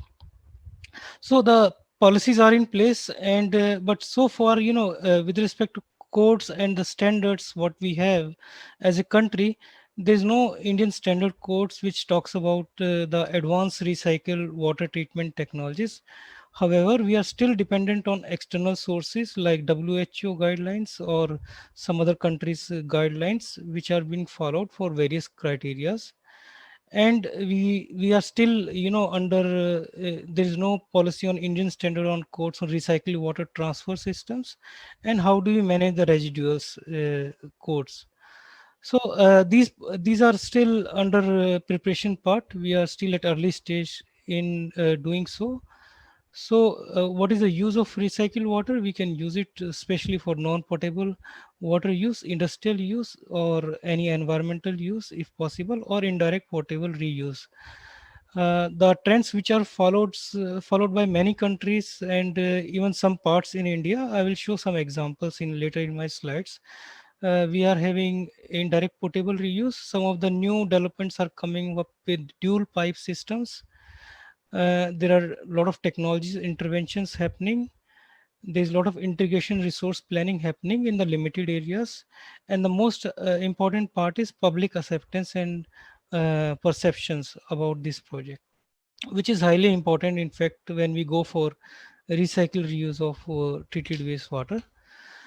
So I'll just brief on the Mumbai part. Like as Mumbai city is expanding in a very faster manner, and it has been in the last 50-60 years. So this is just a land use plan of for 2016 to 2036. You will see a lot of red colors on the map, which shows that the city is going to continue expansions. Population will be increasing, which creates a lot of challenges into existing infrastructure. Like Mumbai currently have 7 sewerage zones, and most of these sewerage zones are divided into three. All these sewerage zones are divided into 3 parts: island city, western suburb, and eastern suburb. And if you see 2, 3, and 4 sewage zones contain 60% of Mumbai population, which is quite challenging. In fact, for authority, local governing body to manage such a huge amount of wastewater generated from this areas. With respect to the water demand zones, there are 6 water demand zones, and currently Mumbai has around 4,000 mld of water requirements. And out of that, what I've said in my previous slide, zone through 2, 3, and 4 has about 60% of water demands, which is around 2,400 mld. The area is very highly densely populated, and there are a lot of slums, industrial locations located in these areas. The water supply, I would say, currently there's a huge infrastructure in place in Mumbai for water supply, which has the sources from Upper Vaterna, Middle Vaterna, Tansa, Batsa, and Modak Sagar, and Tulsi and Vihar. So, what we see from these sources, uh, the MCGM is a body which has created huge infrastructure in managing this water supply for the city. And what you see, these sources, Upper Veterna or all these sources are very far from Mumbai city. Like Upper Veterna Dam is around 140 kilometers from Mumbai city, and the rest of the sources are around 90 to 100 kilometers from the city. So you can see the challenges which involve, though it is a gravity system in most of the areas, but yes, still it requires a lot of investment, bringing water from such a far distance to the entire Mumbai city. It is expensive matter. So broadly, we can say that in Mumbai, with current population of 19 million and requirement of around 4,000 mld of water, still there is I would say, water which is within Mumbai city, like which we are losing actually in terms of non-revenue water, or which is into leakage systems. So in reality it is more, but yes, uh, currently it is around 25%. And the per capita water availability is around 180 lpcd. This is one of the my I would say views here is, as most of the cities, advanced cities like London, Singapore, which are going forward, they are more stressing on reducing this per capita water availability. Now cities are developing with new norms of 140 lpcd or 150 lpcds. So the new planned cities are now focusing on less lpcd demands, by having more efficient systems in place for, at in fact, at household levels. So these are some sustainable goals which are happening in most of the advanced cities. So that's one of the focused area which can be looked into. But still there is a water deficit of around 700 mld in the city. So the currently MCGM has a plan of enhancing their fresh water sources. So there are few projects which are under plan, like Gargai River Veterna project, Pinjal, Kalu, and Shai. So overall, around 29,000 crore rupees of plans are there, in which the MCGM is planning freshwater sources. With respect to the existing wastewater treatment facilities in Mumbai, there is around 2,700 mld of I would say sewage which is generated. Out of that, 2286 mld is treated. When I say treated, some of these plants which are existing in 7 zones like Kolaba, Worli, Bandra, Versova, Malad, Bandup, and Ghatkopar, they are having some preliminary treatment or some level of secondary treatments is there. But yes, the current system is dependent on sea outfall systems with some minor treatment, I would say, in these treatment plants. So that's where huge investments are happening in upgrading of these systems are in place, though there are some challenges in terms of collection of the sewage. Currently it is the coverage is around 88%. So still there is a huge investment required in collecting of sewage, and then further the filling the gap of 1202 mld of further treatment of this wastewater. So uh, in terms of sustainability, like if I compare with the freshwater investments which are happening, or the water which can be reused within the city, is like The benefit of having recycled water used within the city is a captive resource within the city, doesn't require 100 kilometers of fresh water use sources.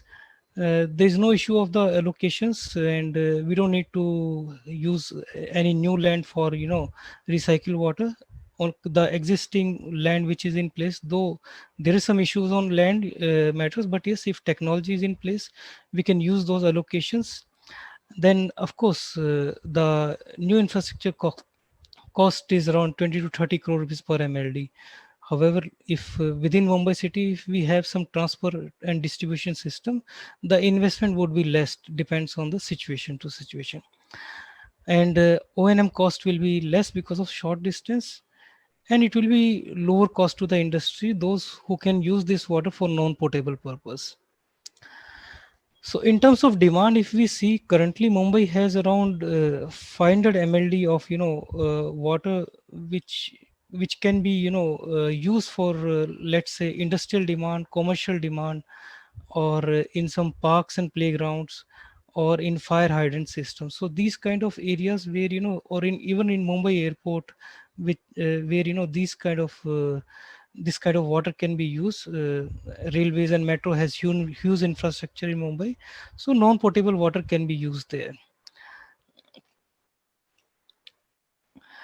So from this analysis, what we see, there is a huge potential of recycling of wastewater can be possible in Mumbai city, and such recycled water can be used by mixing in the reservoirs if possible, horticulture purpose, firefighting purpose, new constructions, metro rails, hotels and institutions, industries, airports, and public toilets.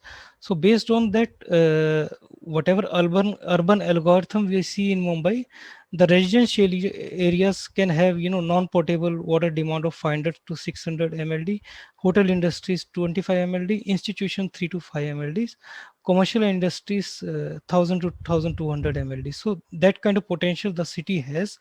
However, we can go for lesser requirements for these items because we cannot I would say go forward into stateway investing or recycle strategy for the non-potable use for all these areas. But yes, phase-wise planning can be done for recycled water of for certain use in the cities. So in terms of mixing in the lake, we can use some pavai or virar rakes by bringing down some BOD and SS and nutrients reward in the wastewater. Horticultures also it can be used. Construction project also it can be used. Airports, commercial and hotels it can be used, and firefighting filling station the water can be used. So city has potentials, but yes, the most important part is public awareness, and one of the speaker has highlighted this matter. Actually, this is very important when we go for recycle reuse of treated wastewater. Public awareness and perception is really important in order to streamlining such projects into the city. So as I said in my previous slide, like infrastructure cost for fresh water is 20 to 30 crore rupees per MLD. However, if we go for recycled water, assuming secondary treatment is done, it is around 2 to 2.5 crore rupees per MLD is possible on these plants which are happening. So with respect to few cases, Singapore has been using 30% of their wastewater. But yes, one of the good thing they have done is like they have made a policy, like any policy with respect to industries or any development or related to any works, the water is a key requirement into those policies. So they have worked out from the policy angle into these areas, and they have followed some 3P principle, like conserve water and value water and enjoy water. So the countries actually will be independent in terms of water source, because they have a source from Malaysia. In the next say 15 years, they'll be free from Malaysia agreements, and they'll be having sustainable water practices within a country itself. And of course they have spent a lot of I would say uh, public awareness programmings in terms of unaccounting controls, in terms of maintaining relationship with the people, and of course pricing facilitations and other things, they made it mandatory. So it was from the government, I would say, enforcement, which was water was one into a one policy subject. So they have taken the complete city drainage, sewerage, or water supply as a one department rather than different departments. So that's where they reduce the various governance models within a country, and we can learn from a small I would say country like Singapore uh, by adopting such kind of examples. In India, Chennai, Navi Mumbai, Gurgaon are following some kind of recycled water, reuse of treated wastewater, uh, uh, water into their projects. Like Chennai has some of the industrial areas are following, are using treated wastewater. Navi Mumbai has built up some infrastructure for using treated wastewater. Then Gurgaon has made mandatory to use the treated wastewater for any new construction projects. Though some additional treatment they do before going for construction works, yes, but people are following in India, and it's happening. The comparative cost also is lesser than freshwater sources. As you see, 4 to 14 rupees with respect to freshwater, 11 to 44. And if we go for private, it is 5 to 17 as compared to 13 to 50. So that's a source of HPEC reports. So in terms of approach, we can have some advanced wastewater technologies, and it can be mixed with any source of water, and then further water treatment can be done. That is one of the possible solutions. And this is not something new which I am presenting. This is happening actually in most of the parts of India. For example, like I belong to Delhi, and Delhi has a Yamuna source, and Yamuna is getting water from all the cities on the upstream in Haryana and Haryana. And all these cities are disposing their waste, untreated or untreated wastewater, into Yamuna, and Delhi is actually Delhi water is Yamuna water is mixing with treated wastewater, or untreated wastewater, or industrial water, or freshwater source. So it's happening actually in most of the parts of India, and Delhi is further treating and giving this water to Agra and Mathura. So there's nothing new I'm presenting, but yes, these things are happening in our country. So direct potable use, this is slightly non-potable use. This can be possible by having advanced wastewater facilities and use it for within the city non-potable use, and that water can be used for firefighting, commercial, airport, horticulture, or industrial, etc. And yeah, that's what happening in unplanned growths in many parts of India. As I said, like this is just one of the example. City A is on the upstream and city B on the downstream, and our sources are actually getting wastewater, and we are drinking wastewater, treated wastewater, in fact. In terms of technology fronts, what you see from this picture, the first two blue dotted line, uh, these kind of treatments are happening in Mumbai city. At some places only screening is happening. I personally visited these plants. I've spent 5-6 years, moving around on all these plants, and in Mumbai especially. And some of the treatment which is happening is actually at a very lesser level. It is happening, but it is happening. So when we go for advanced recycle wastewater treatment projects, you should have some advanced technologies like ozone, pre-ozone, or BSE contactor, or any MBR kind of technologies. So these are some possible ways where technology can play a role. And the potential of wastewater treatment capacity, like Kolaba is already coming up with a plant where 37 mld of complete waters can be reused in Kolaba area. And the rest of the plants like Worli, Bandra, Dharavi, Versova, Malad, Bhandup, Ghatkopar has potential of around 834 of MLD of use. These values have come up by understanding the urban algorithms and where this water can be used in first phase of the planning for non-potable purpose. So there are some major issues and concerns, like contrary to standard public health philosophy, and water quality can be a challenge. Then reliability of treatment, and then limited health effect data, and the most important, public awareness and acceptance. Few more challenges are there in Mumbai. Land is a big concern.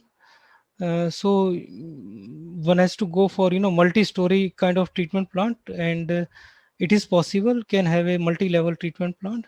Then CRZ regulations near to the existing project area is another challenge. Then clearances from statutory bodies. We have a lot of statutory bodies actually in place, and that's where biggest challenge is. Like it takes 2 to 3 years to get some clearances. Then water quality is a big challenge, and technology treatment and sludge and management can be a challenge for these plants, because most of these plants are into very expensive land areas of Mumbai. Just as an example, like I would like to show a technology called Nerida, which is our own product. So I'm not marketing here, just for your knowledge sakes, I'm saying that this is one of the technology which is, I would say, advanced biological treatment, doesn't require any media or any kind of membrane. The technology has smaller footprint. It is sustainable. It has excellent effluent quality, cost effective, and very easy to operate. We have already installed 70-80 plants all over the world. Took us around 20 years to develop this technology, and in 2012 we have implemented these technologies. So this is just history of wastewater treatment solutions for your reference, like how the wastewater treatment solutions are happening. One of the good thing with Nareda is it has excellent settling velocity compared to normal activated sludge plants. Flock size increases, and you can have excellent settling properties. That's where it cut down all the units in your traditional activated sludge plants. You just need a couple of units to have this system. So what Nerida is, it is a aerobic granular biomass which has excellent settling property. It's a pure biomass, no support medias, and high MLS level, very reliable and stable operations, and no bulking of sludge. Another good thing about this technology is you don't need too many operators here. It can be managed through machine learning and artificial intelligence basis. You don't need too many operators to manage these technologies. This is just a comparison of footprint of Nerida technologies. So it has lesser compared to all the technology what we say nowadays. In terms of energy consumption, it is lesser than any technology nowadays what we have. And this is just to show you on right side, the big circle shows that this was an existing plant in Ireland having 300 MLD capacity. Now we have increased the capacity of that existing unit to 600 MLDs without doing a lot of investment of creating new infrastructure. So you can retrofit the existing unit and double the capacity of the plants. This is the footprint. The red picture what you see is the existing, which is reduced to the green. So that's how you can reduce the footprint. We reduce it by 25% compared to the existing plant. And that's another example where footprint had been reduced substantially by bringing these technologies. So that's where you can save a lot of money on these wastewater treatment methods and use it for various purposes. The strategy we need for Mumbai city is like it's the flow chart which I am showing is a lot of site assessment is required, planning is required. Water quality is important because in Mumbai we have few industry pockets are there where industrial wastewater is also interfering, and then we leads to conceptual design feasibilities and tendering, and followed by PMCs, and that's how these kind of projects can be managed. So way forward is like MCGM is planning to come up some strategy of recycle reuse of treated wastewater, and they are coming up with this plan, and they would like to implement this project in the next 2 years of period. And just in brief about my company, we are a 135-year-old company having 6,400 experts. in India, we are present from the last, I would say, 25 years, and we are working into water sector, focusing 100% into water sector. We are working with various government and private sectors in India. So, to conclude my presentations, what it means for you is we have better understanding of wastewater systems and networks, and reduce urban spills and floodings of wastewater into cities. We have huge experience into these areas. We have ability to proactive manage, warn our stakeholders and take preventive actions. And we understand the catchments of urban algorithms and thinking, planning, and actions. So, in short, I would say the technology is actually a small part of solutions, but yes, the equilibrium and balance of policymakers, stakeholders, and executive body is very important. Actually, technology only play very small roles into wastewater treatment. So with that, I would say thank you very much, and thank you for your time in listening me.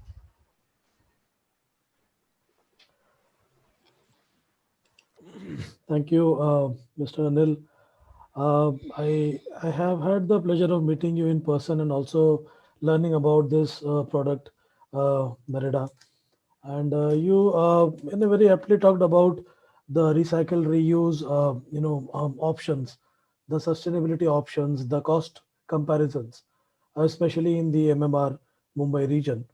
And I thank you for your, nice presentation. Going forward, ladies and gentlemen, we have our last speaker for the day, Mr. Frederick Royen. Mr. Royan has been analyzing the global water market for over 15 years now and is a global leader and vice president of the sustainability and circular economy practice at Frost and Sullivan. He led the launch of the Smart Water program in 2010, and he has also been, with the Smart Water Grid and related segments. He has a master's in environmental protection and management from University of Edinburgh, and he also has a Frost and Sullivan Fellowship. He is a member of the Executive Council of the Smart Water Network Forum and leading the regional SWAN India Alliance initiative. I invite Mr. Royan for his presentation. Thank you.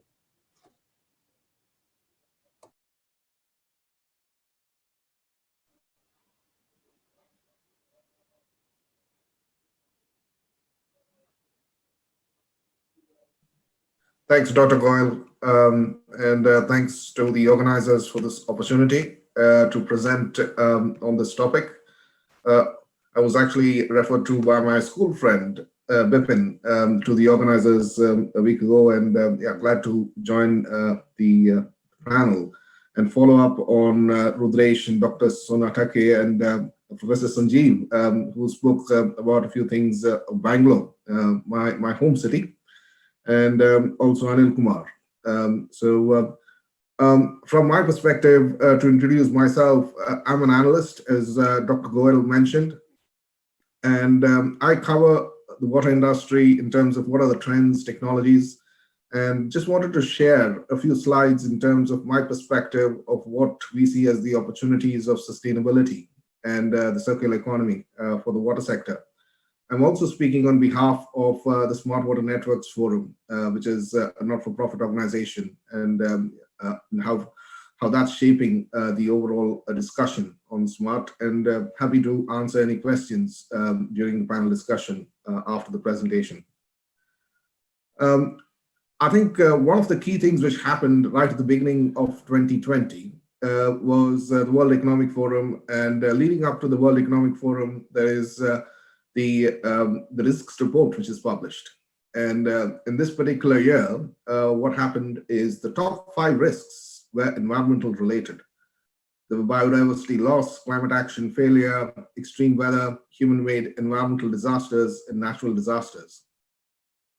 That really set the tone. And I wrote a blog on, at that time, and I called it the watershed moment, where really brought sustainability to the fore, and also highlighted the importance to see how climate comes into the equation, and a kind of a reset and a recalibration as we move towards 2030 to achieve the Sustainability Development Goals.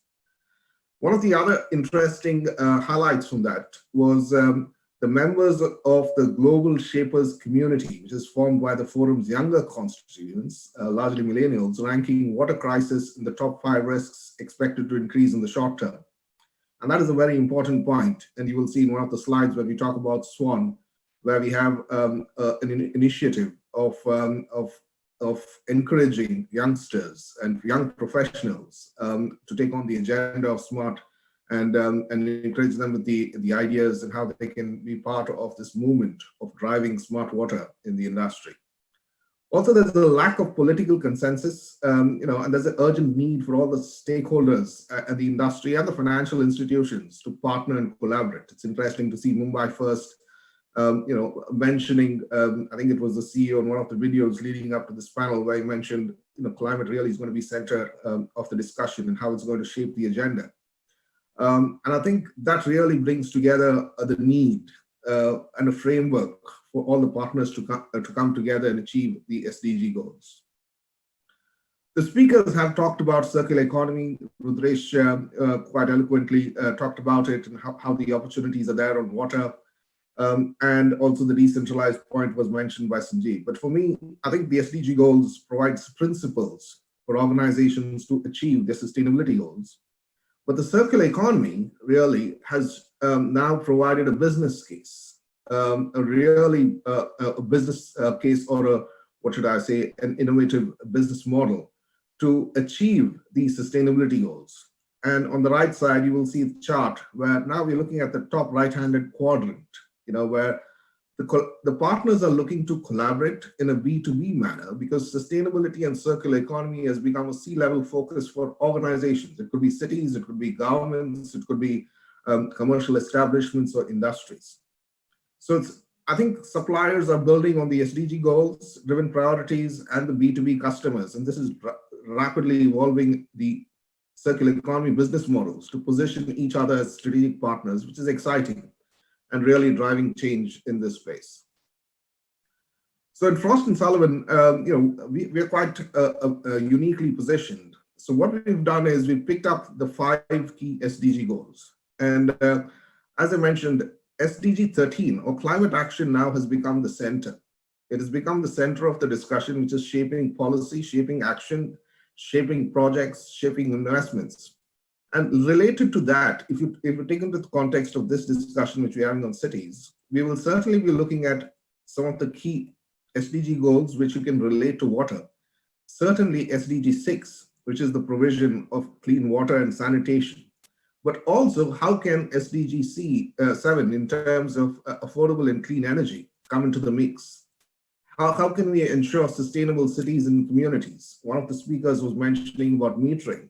How do we have universal metering where people recognize the value and start paying for the water, but also use it in a sensible manner? I think Anil mentioned about demand side management. He mentioned about, like in London, we have the per capita usage is around 140 liters per person per day. And now we're looking, how can we reduce that to 80 liters per person per day? And also the responsible consumption and production, which is SDG 12. And within the context of water, it's how you can shape that in the circular economy, not just within a water utility, but also bring in various stakeholders together. Because in a city, you have retail, you have industries, you have other customers, and bring it together. So what we need to see is, how do we unlock growth opportunities related to water, energy, and resources? Because as Sajiv mentioned as well, when you're looking at treating water, it is also looking at energy and the waste that you generate. So this really creates quite an interesting opportunity, especially now that we're seeing industry value chains and a greater interdependence on critical resources and a very increasingly connected world that we're in right now. So what do we see as the future of water? And this is a slide I've used in many of my presentations because I see it as 3 key levers. Sustainability and circular economy certainly is going to be important. And people have talked about, I mentioned the SDG goals, but also the importance of decentralized solutions. That's going to be crucial. In the EU, we have a green policy, which is shaping the circular economy, but also a vision towards net zero by 2050. the UK water utility sector themselves have a vision to achieve a net zero target by 2030. That is, all water utilities in the UK to be carbon neutral by 2030, which is really exciting opportunity for utilities to see how they can both reduce the energy intake, but also increase the intake of renewables and become much more self-sufficient and carbon neutral in the process. Then we look at risk and resilience, and this I think is what has changed in the last, I would say, 6 months. The pandemic has kind of recalibrated risk and resilience. This has really shortened supply chains. There's a need for supply chain risk assessments and see how that's addressed, as well as to create a resilient strategy and think of alternative substances, smart monitoring, repurposing, and more importantly, in utilities, especially in the developed world, close to 60% of the staff in large utilities have had to work remotely during the pandemic. So how do you run and operate a critical service like water when majority of the workforce is unable to work on site? And this is where the bottom line comes in, and the opportunity of digital transformation. And we mention it in terms of encompassing 4 Ps. Of course, there are going to be policies which are going to shape this. There are going to be processes to shape this, but business models which are going to be platforms. How can we develop platforms which can really engage customers to really participate in the process and benefit from these products? And the last P, but the important P, is about people. How do we really nurture people, really in terms of skills, expertise, to understand the benefits of digital, become comfortable with it, but also take it forward? So this is going to involve various technologies and solutions. Definitely sensors are going to be really at the center of it. Smart meters are also going to be quite important. And we're seeing a lot of discussion, the opportunities of AI, artificial intelligence and machine learning. Also excitement around blockchain, how that can really secure some of the transactions and enhance efficiency and drive change in this space. So the bottom line is, how can we achieve this productivity bonus, which is going to be crucial as we recover from COVID? The digital productivity bonus is estimated to be around 5 to 10%. And the actual smart water grid market itself, globally, our estimate stands at around $20 billion. That's quite a significant market, growing at a rapid pace, addressing key challenges of efficiency, but also trying to drive it in terms of business models. And in Europe alone, we're looking at smart water meters to penetrate each and every household in Europe by 2040. So what's that opportunity in India, for example, and how that can really engage that? Because this also links in with the point on demand side management. If you look at the example on the power sector, when the LED lights was rolled out in India, the entire power demand side management, it kind of really balances quite an important element. So similar to that, on the water side, to address this entire challenge of water is also see how we can address the demand side management is going to be a very crucial part of this equation. A quick note on SWAN. So SWAN stands for the Smart Water Networks Forum. It was established 10 years ago. We're celebrating our 10th anniversary.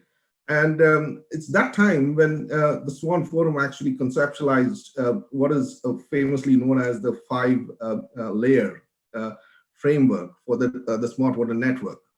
So it consists of the physical layer, which is really the pumps, the hardware, as it were. But also then you build on how sensing, collection and communication, data management, and data fusion, building on each of these layers as a stack. But I think the biggest importance that we are seeing right now is the focus of how the smart network can be used to achieve, a key word here is outcomes. For example, a utility wants to be net zero. It could be net zero in terms of leakage. It could be net zero in terms of carbon. How can it achieve these outcomes by using the smart network protocols and frameworks? And lots of utilities are deploying the SWAN framework in their business planning as well as their processes globally. Because SWAN is a not-for-profit organization, and we are really driving or aiming to accelerate an awareness and adoption of data-driven technologies in water and wastewater technologies. Also, the other initiative, as I mentioned, linked to the point earlier, is how do we encourage the millennials or the younger generation in terms of, or young professionals to drive and accelerate the smart water network or the smart water revolution across the utility space. And also we're launching a Swan India Alliance where we're going to really bring in our partners from across the world and how they can share some of their experience, knowledge, and also contribute to how addressing some of the challenges of utilities and harnessing some of the smart water solution and benefits it brings to utilities. A brief glimpse in terms of what the Smart Water Hub. So we have around 200 members right now. Majority of them are utilities, water utilities.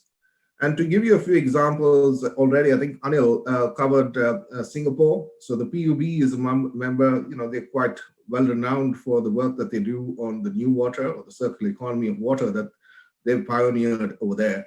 But also to give you examples of utilities who are unique in using smart water, Aqualia is a good example in Spain. They use the entire smart water agenda also to drive the circular economy there. But also interesting examples would be Vitens in Denmark, Vitens in Denmark. And they have an interesting and a successful initiative of circular economy of water, actually, where they derive some of the byproducts from the treatment of waste from water and build up an economy of how they can really drive value from the byproducts that they recover from water treatment facilities. Also, an interesting example here would be Anglian Water, who are in the UK now trying to install a digital twin for their water utility, which is digital twin is becoming quite a hot topic in the smart water space. But as you can see, it's a host of companies across the value chain, innovative companies, startups, as well as established companies who are coming together with unique solutions. And the biggest opportunity for digital is it cannot be achieved by a single entity. So there's a greater opportunity for collaboration. And this achieves SDG 17 on partnerships. So really drives collaboration and partnerships and companies to come together in terms of addressing the needs. So going forward, how do we see some of the core elements of digital transformation? There's going to be a shift in terms of products to services. People talk about data as a service, software as a service, business models, which are really driving change, especially in leakage for that matter. A shift from analog to digital. Metering is an excellent example there.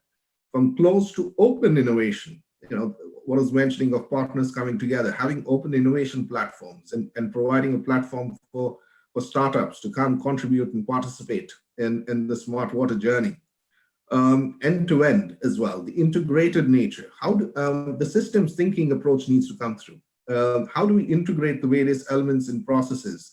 A shift from looking in silos. We've heard about OT and IT, the convergence element of that, how it really addresses optimization and efficiency improvements.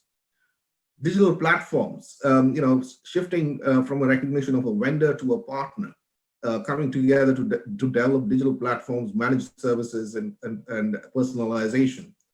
Blockchain, we've seen blockchain even already now coming into smart water metering with companies like Veolia for that matter, but artificial intelligence is really driving change right now in terms of how that can accelerate change. Companies like Microsoft have taken this as a strategic initiative where they're going to use some of the expertise on artificial intelligence to drive change in sectors such as water.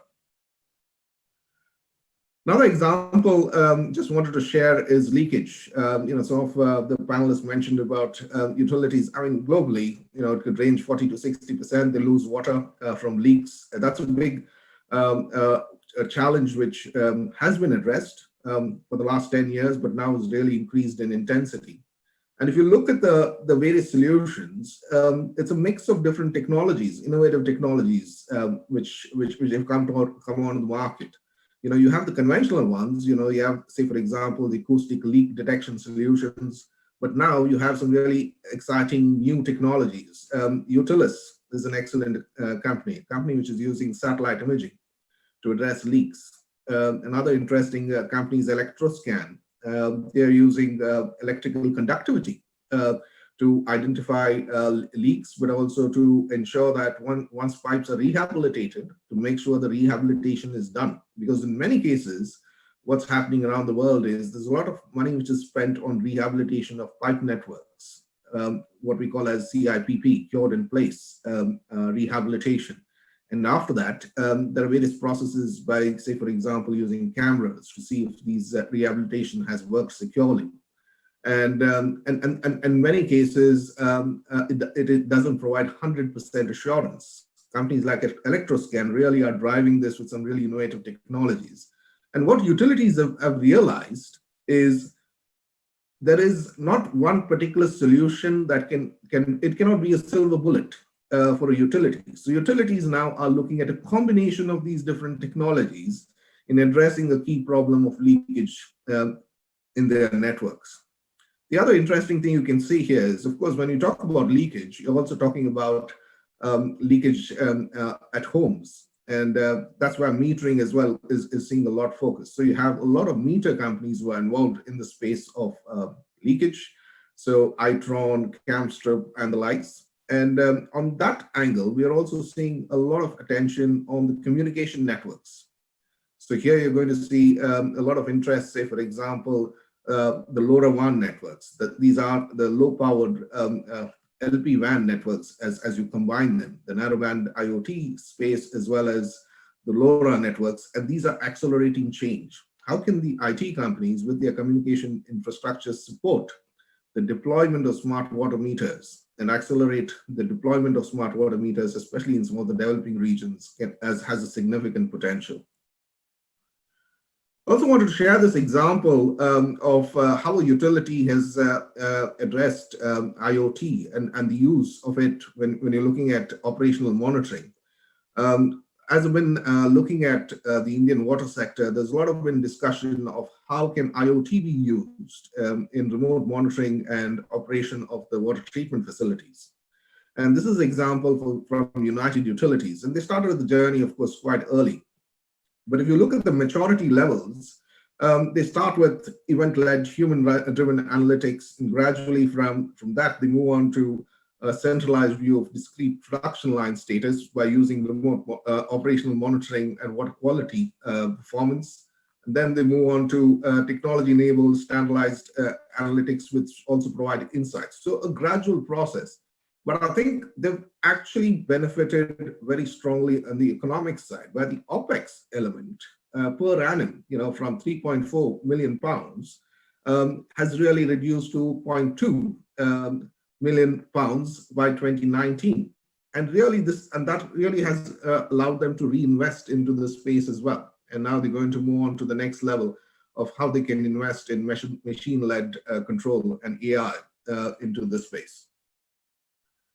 Another example, of course, there's a big focus on net zero, as I mentioned, in water utilities. And I wanted to share some of these data points in terms of the cumulative total energy of UK water utilities. The data is, of course, from 2015, 2016, but a comparative between that year and 2016, 2017. So as you can see, the trend is definitely increasing.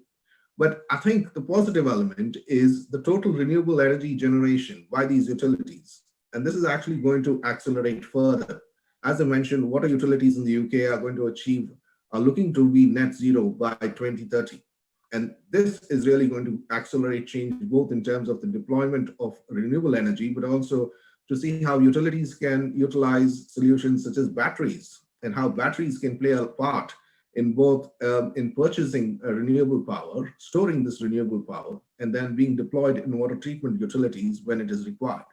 So the net zero in water utilities is certainly one of the exciting areas when you talk about sustainability in the water sector. And just to wrap it up in terms of what we see as the future of smart and sustainable water services, there's definite increasing appetite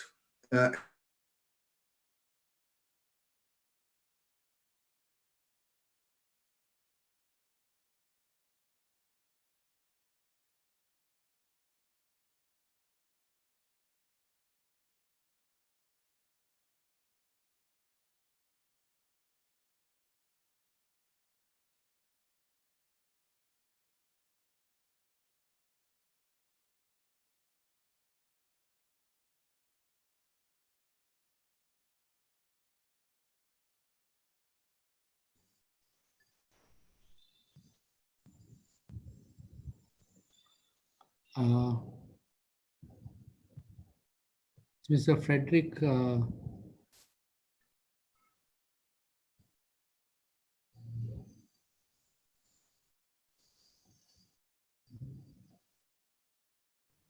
I think we have Yes, lost. we lost Mr. Frederick. Yeah. Yeah, the connection there. Okay, we'll ask him. We'll have him join later. Maybe we Yeah, wait I for. think he was almost on the penultimate slide. So again, Yeah.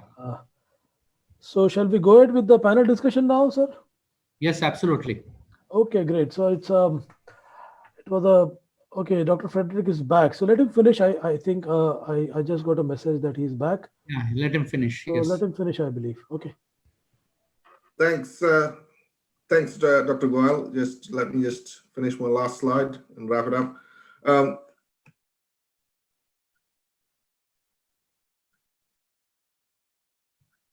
Yeah, as I mentioned, I was just talking about the customer-focused digital strategy, and then moving on to the point of digital skills gap and how that really needs to be addressed urgently if we need to have utilities to embrace digital and then realize the benefits of digital, not just by investing in them, but also realizing benefits from it.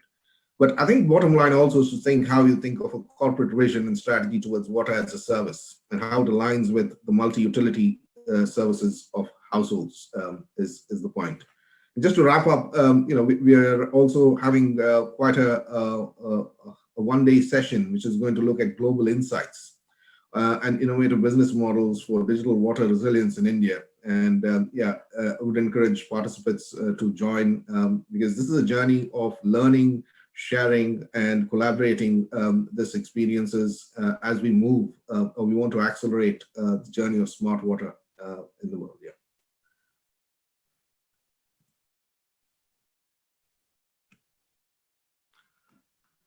Thanks, Dr. Goyal. Over to you. Thank you. Amazing, insights, and a truly analyst point of view. Basically, talking about sustainability, development goals, and integrating them with, the water and wastewater recycle reuse. You also talked about the future of water, in terms of sustainability and circular economy, the risk and resilience part, and the digital transformation part. So thank you so much, Mr. Royan, and I look forward to again interacting with you in the panel discussion. So, ladies and gentlemen, now I would like to invite all our speakers today, which is Mr. Rudresh Sugam, Professor Sanjeev Sambandan, Dr. B Sontakke, Mr. Anil Kumar, and Mr. Frederick Royen for about 10 minutes panel discussion before we wrap up the day and also talk about what has happened in the last 3 days. So thank you so much everyone for joining me. I did hear a lot of digital elements today, coming into play, especially from Professor Sanjeev, where he was talking about, treating water based on some, electronics and, making a plug and play kind of a, structure. And then Mr. Royan in the end also emphasized a lot on IoT and how, companies which are basically oriented towards, electron, towards IT are actually, crossing the lines of entering into this domain. So I want to ask you, what do you feel is the single most important factor, which, if removed, would actually enable, these future technologies to be adopted quickly in the country? So any one of you may please take a lead.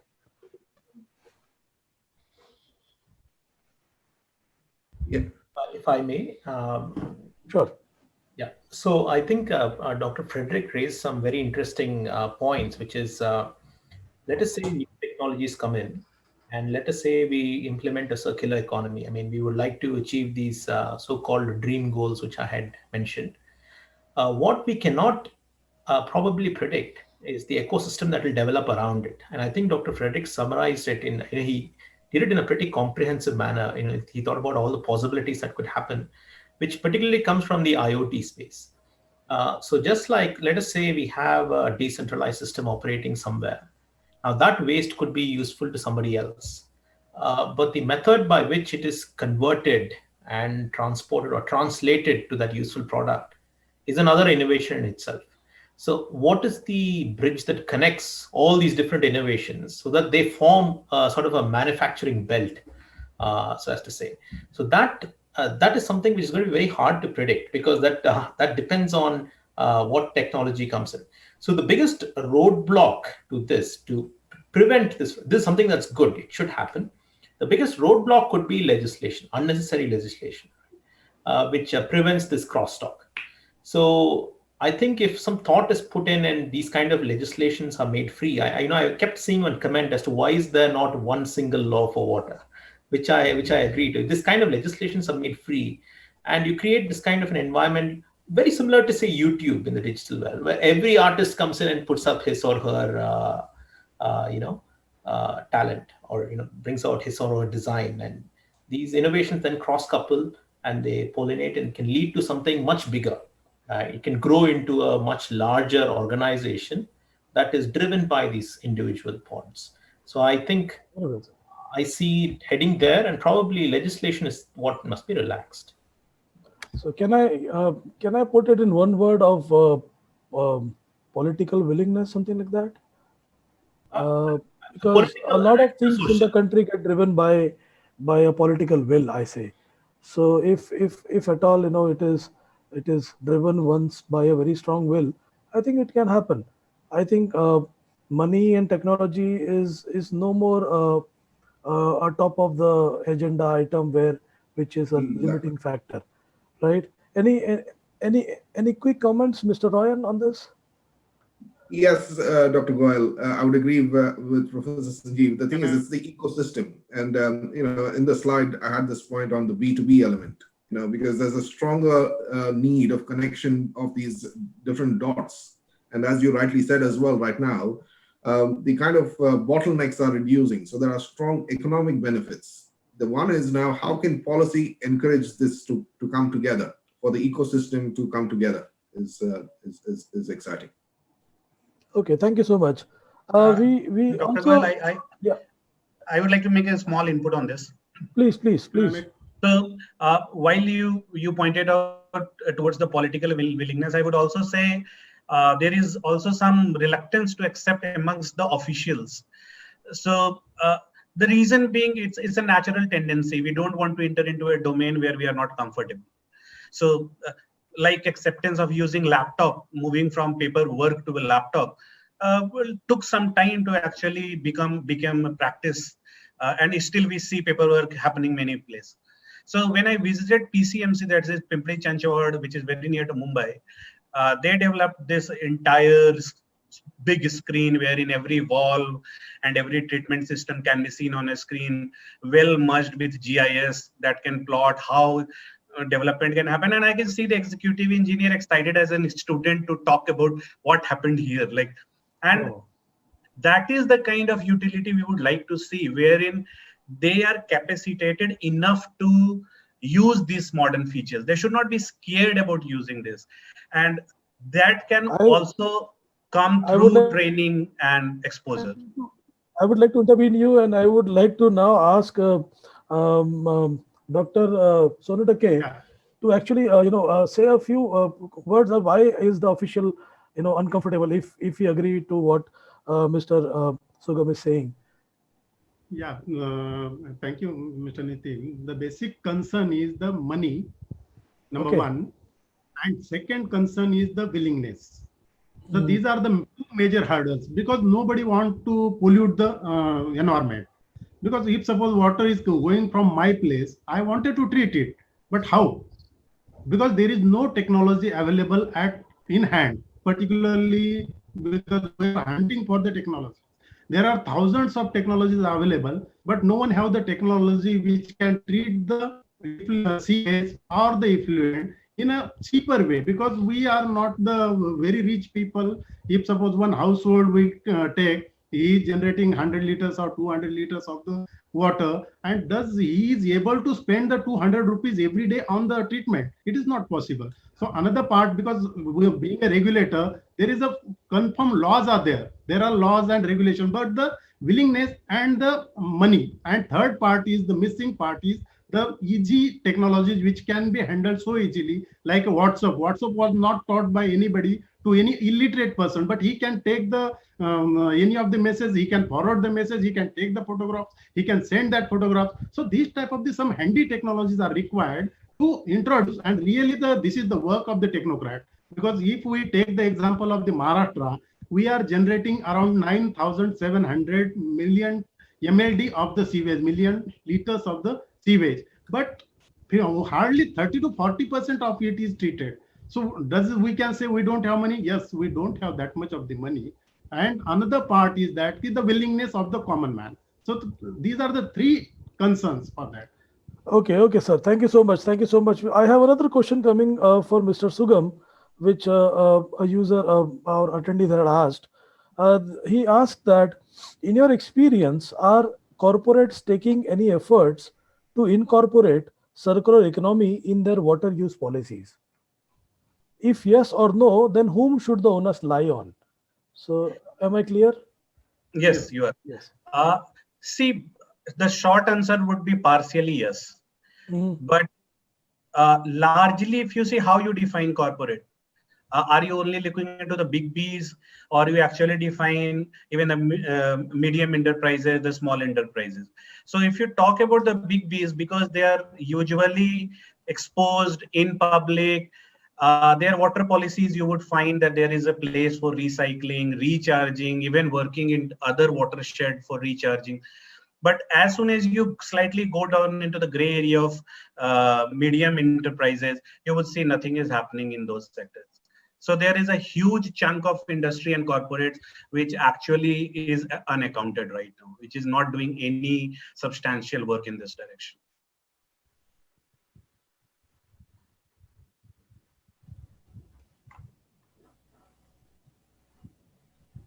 I think Dr. Goyal's screen is frozen now.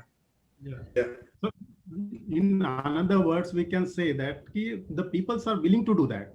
So that is means doing is not the issue. And even right now, the more than 75% of the sewage or the water we are using for so many purposes like industries, it is getting recycled. If whatever maybe we are letting out, it is going into the river, and the people's nearby farmers at the coastal area of that particular river or any of the concern, so they are pumping it and using it for the agriculture. It is happening, but there is no criteria for they are not following the perfect criteria of the water which can be used for the agriculture purposes. So these are some of the very specific issues which are lacking. Okay, Dr. Sontakke, for you, there were a lot of questions, like, why do sewage and effluents are allowed to enter natural water bodies like Powai Lake? And how are Ganeshotsav immersion water treated in Maharashtra? And so many, so people are really... quickly reply to it.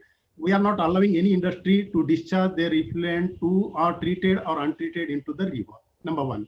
Number two, we are doing lot of awareness for the idle immersion during the festivals like eco-friendly Holi, like eco-friendly Ganesh festivals. We have even Maharashtra have taken stand for the banning of the thermocoals in the decoration. So many stands we have taken, and already we are doing it. Because initially hundreds of the idols were donated, now lakhs of the idols are donated, and which are really not going into the water bodies. So these are the so many additional parts we have did, and even the society at large is also coming forward to donate the idols, and even they have this that idol immersion is happening in the artificial pond. So many issues are happening at the back end. Even the those who are using the crackers during the Diwali, we have given ode to the kids, smaller kids, school children, in the through the mouths of the Honorable Chief Minister, and it has really resulted into the reduction of the 80% of the noisy crackers and air polluting crackers. So these type of the social, what we can say, awareness parts, we are continuously doing, and it is really reflecting in a positive way. Okay, that's all we have time for today. I'm afraid we'll have to stop now. It's about 5:15, and I would like to thank every one of you for joining. There would be a formal vote of thanks by Dr. Neville later. So I would just like to ask Dr. Neville, shall I summarize the 3 days proceedings now? Yes, please. Okay, great. Thank you so much. So in the last 3 days, we have had, so many speakers, and I would like to start from day one as to what has happened for our viewers who have probably missed some of these things. So day one, the inaugural speech was given by our director, Dr. Rakesh Kumar, who emphasized on the challenges of current sewage systems, and he also talked about shallow sewage systems. Dr. Ajit Salvi after that spoke on the land crunch and the mid-city location of existing plants in Mumbai, and as a reason for the delay in the upgradation of the current, wastewater treatment facilities in Mumbai. Dan Aluf from Israel spoke very nicely about how a small country and a very water scarce country like Israel is dealing with water scarcity, and how they have recycled and reused, almost all every drop of water, and different color coding pipes are, used throughout the country so that people know which is fresh water and which is reused water. Then Dr. Mazumdar shared his experience of DWATs in slums and emphasized on the need of financing DWATs. Dr. Samrat later spoke on steps towards resilience building in MMR through blue-green infrastructure. He also emphasized the need for collaborative governance and breaking silos. Mr. Priyank Hirani, the last speaker on day one, actually spoke on the Water to Cloud initiative, and he suggested how, online real-time water quality monitoring scenarios for rivers can be implemented and can be, immediately utilized for water quality management across the country. Day two, we had Dr. John, who spoke on challenges, current performance, and upgradation plans for Thane Belapur CETP. He also talked about how they are planning to reduce the carbon footprint of the CETPs there. My senior colleague, Dr. Ritesh Vijay, talked about technologies for water and wastewater treatment by NEERI, and he covered in situ, ex situ treatment methods like renew and Nala treatment, and his work on increasing mangrove forest, resulting in the reducing width of Mumbai's creek and number of mud flats, was pretty insightful. Ms. Lubena later then spoke about inequity of water access in MMR and problems related to assessing clean water in the city. Lastly, on day two, Ms. Misha Tandon emphasized on integrated water resources management. She also shared the climate perspective of water and suggested alternative solutions for pathways of mitigation and adoption. And today we had Mr. Sugam who explained, the why, the what, and the how of circular economy in wastewater sector. He also talked about some 8 factors, which may enable adoption of circular economy in wastewater sector in India. Dr. Sontakke had a very insightful presentation on the initiatives of MPCB, their own challenges and their own, achievements in terms of, monitoring and, reporting of the data and managing so much, waste and so much of issues in Maharashtra. Post that, Professor Sanjeev, he talked about his great dream and a dream product, which we saw, and he also gave cute examples of how we can solve a problem. Anil Kumarji, he talked about his, experiences of working in Mumbai, and his company currently, which makes a good product called as a Nareda, and he also talked about feasibility and sustainability of such recycle reuse systems in Mumbai. Lastly, Mr. Royan, yeah, we just said that, he talked about sustainability goals and how he integrates them to the recycle reuse of water, and how he sees the future of water in three different domains, basically sustainability and circular economy, risk and resilience, and digital transformation. So that's all from my side. Over to you, Dr. Nebel.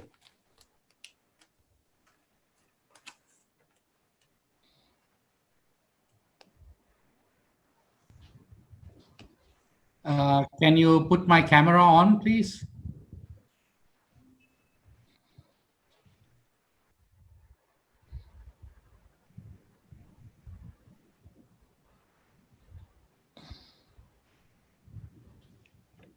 Thank you. Thank you, Nitin, for the excellent moderation that you did. Friends, we've come to the end of the 3-day conference, and you all by now must have understood that the water conservation and efficient usage is the need of the hour, as more than 2 billion people live in countries with higher water stress. Water, in addition to numerous natural human pressures, this precious resource is facing another catastrophic impact, which is climate change. How deep is this link between water and climate? You have had many panelists talk about it during and referred to it during these last 3 days. The backbone of the Earth water cycle is temperature. As the global average temperature increases relentlessly, it has a substantial impact on atmosphere, water vapor, clouds, precipitation patterns, runoff and stream flow patterns, and etc. The Earth's rising fever can put unbearable stress on water sector and can increase the likelihood of both heavy rains and droughts, especially in tropical countries like India. And many of you have referred to this in way of various photographs and screenshots where you see cars floating, With the growing intensity of climate change, more and more Indian states are growing vulnerable to water-related risks, both the excess and the deficit of water. Just like its diverse culture, India has started to witness diverse climate, hot and dry, wet and flooded, all at once. Scientists around the world have predicted that being a tropical country, India will be hit with more extreme events due to rising temperature, urbanization, and of course, population growth.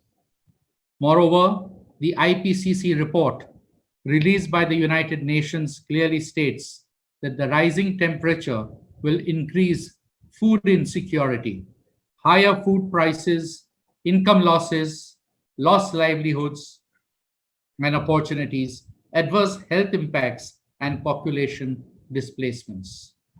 According to World Bank report, around 60 crore Indian people are facing a great risk from extreme climate events. Some in India, including large states like Maharashtra, Tamil Nadu, Karnataka, are under the grip of acute drought conditions, while in the same states, few places are susceptible to excessive floods. The challenges of climate and its impact on water resources must be addressed simultaneously and immediately at both the local and national level. We must act now to mitigate the risk of global warming and water-based disasters. As Mumbai First, ladies and gentlemen, we are committed to work with all of you, all the experts, private citizens, community, and government to come and look at certain solutions of mitigation and adaptation. We have to do it, and we have to do it now. I must also mention that the forte of Mumbai First is to bring people together on the same table. And we've always found it very fruitful instead of individuals going up to the government or individual companies going up to the government, and the government does not have the time to look at each individual proposal.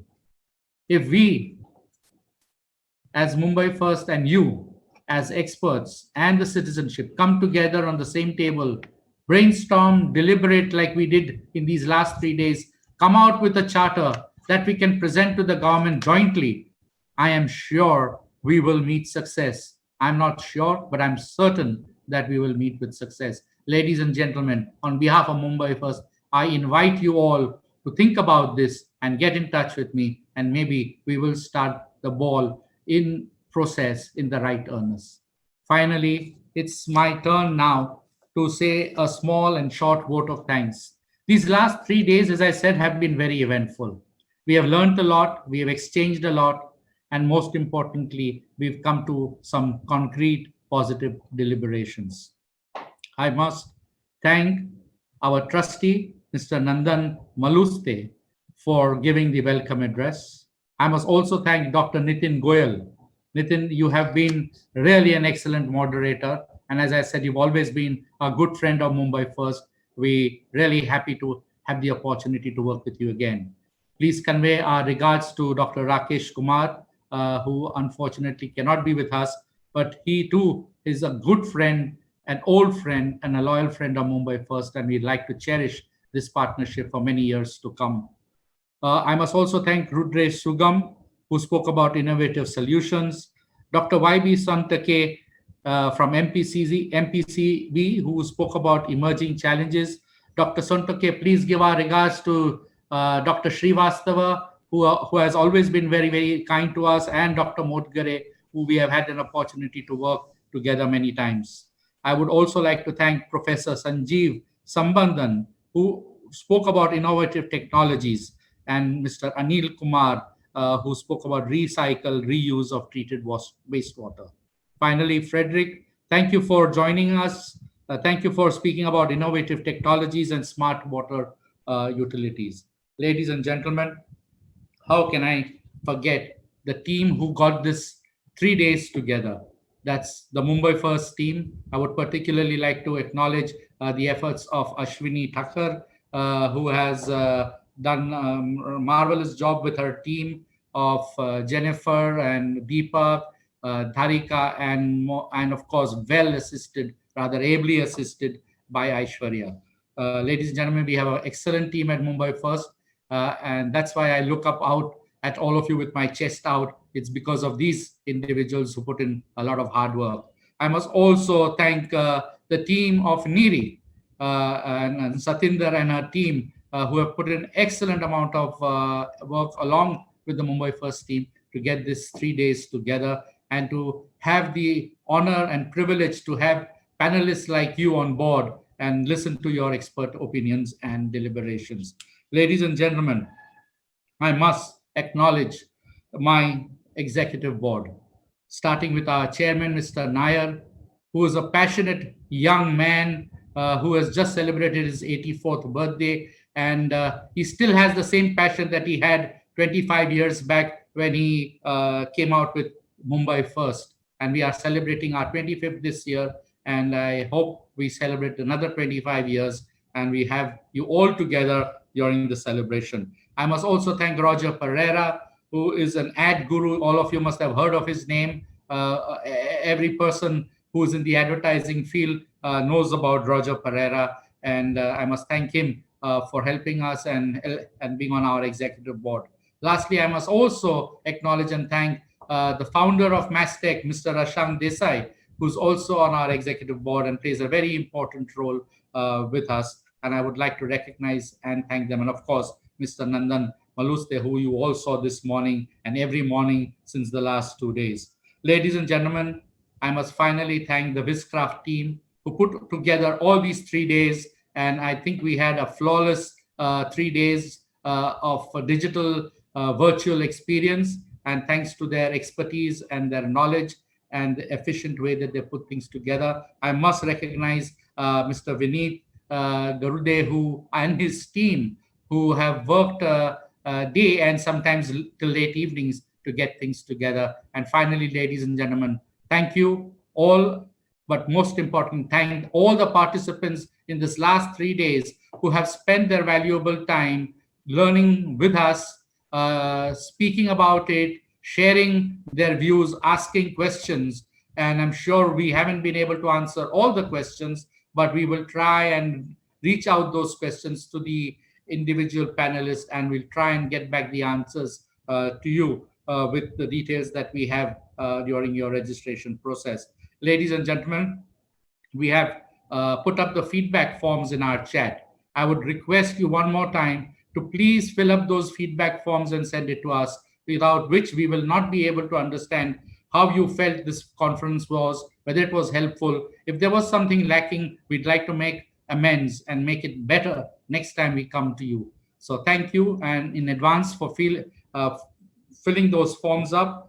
Ladies and gentlemen, it's time to say goodbye. I hope you have a lovely weekend. May God bless you. Be happy, be safe. Until we meet again, take care of yourself. God bless. Bye-bye.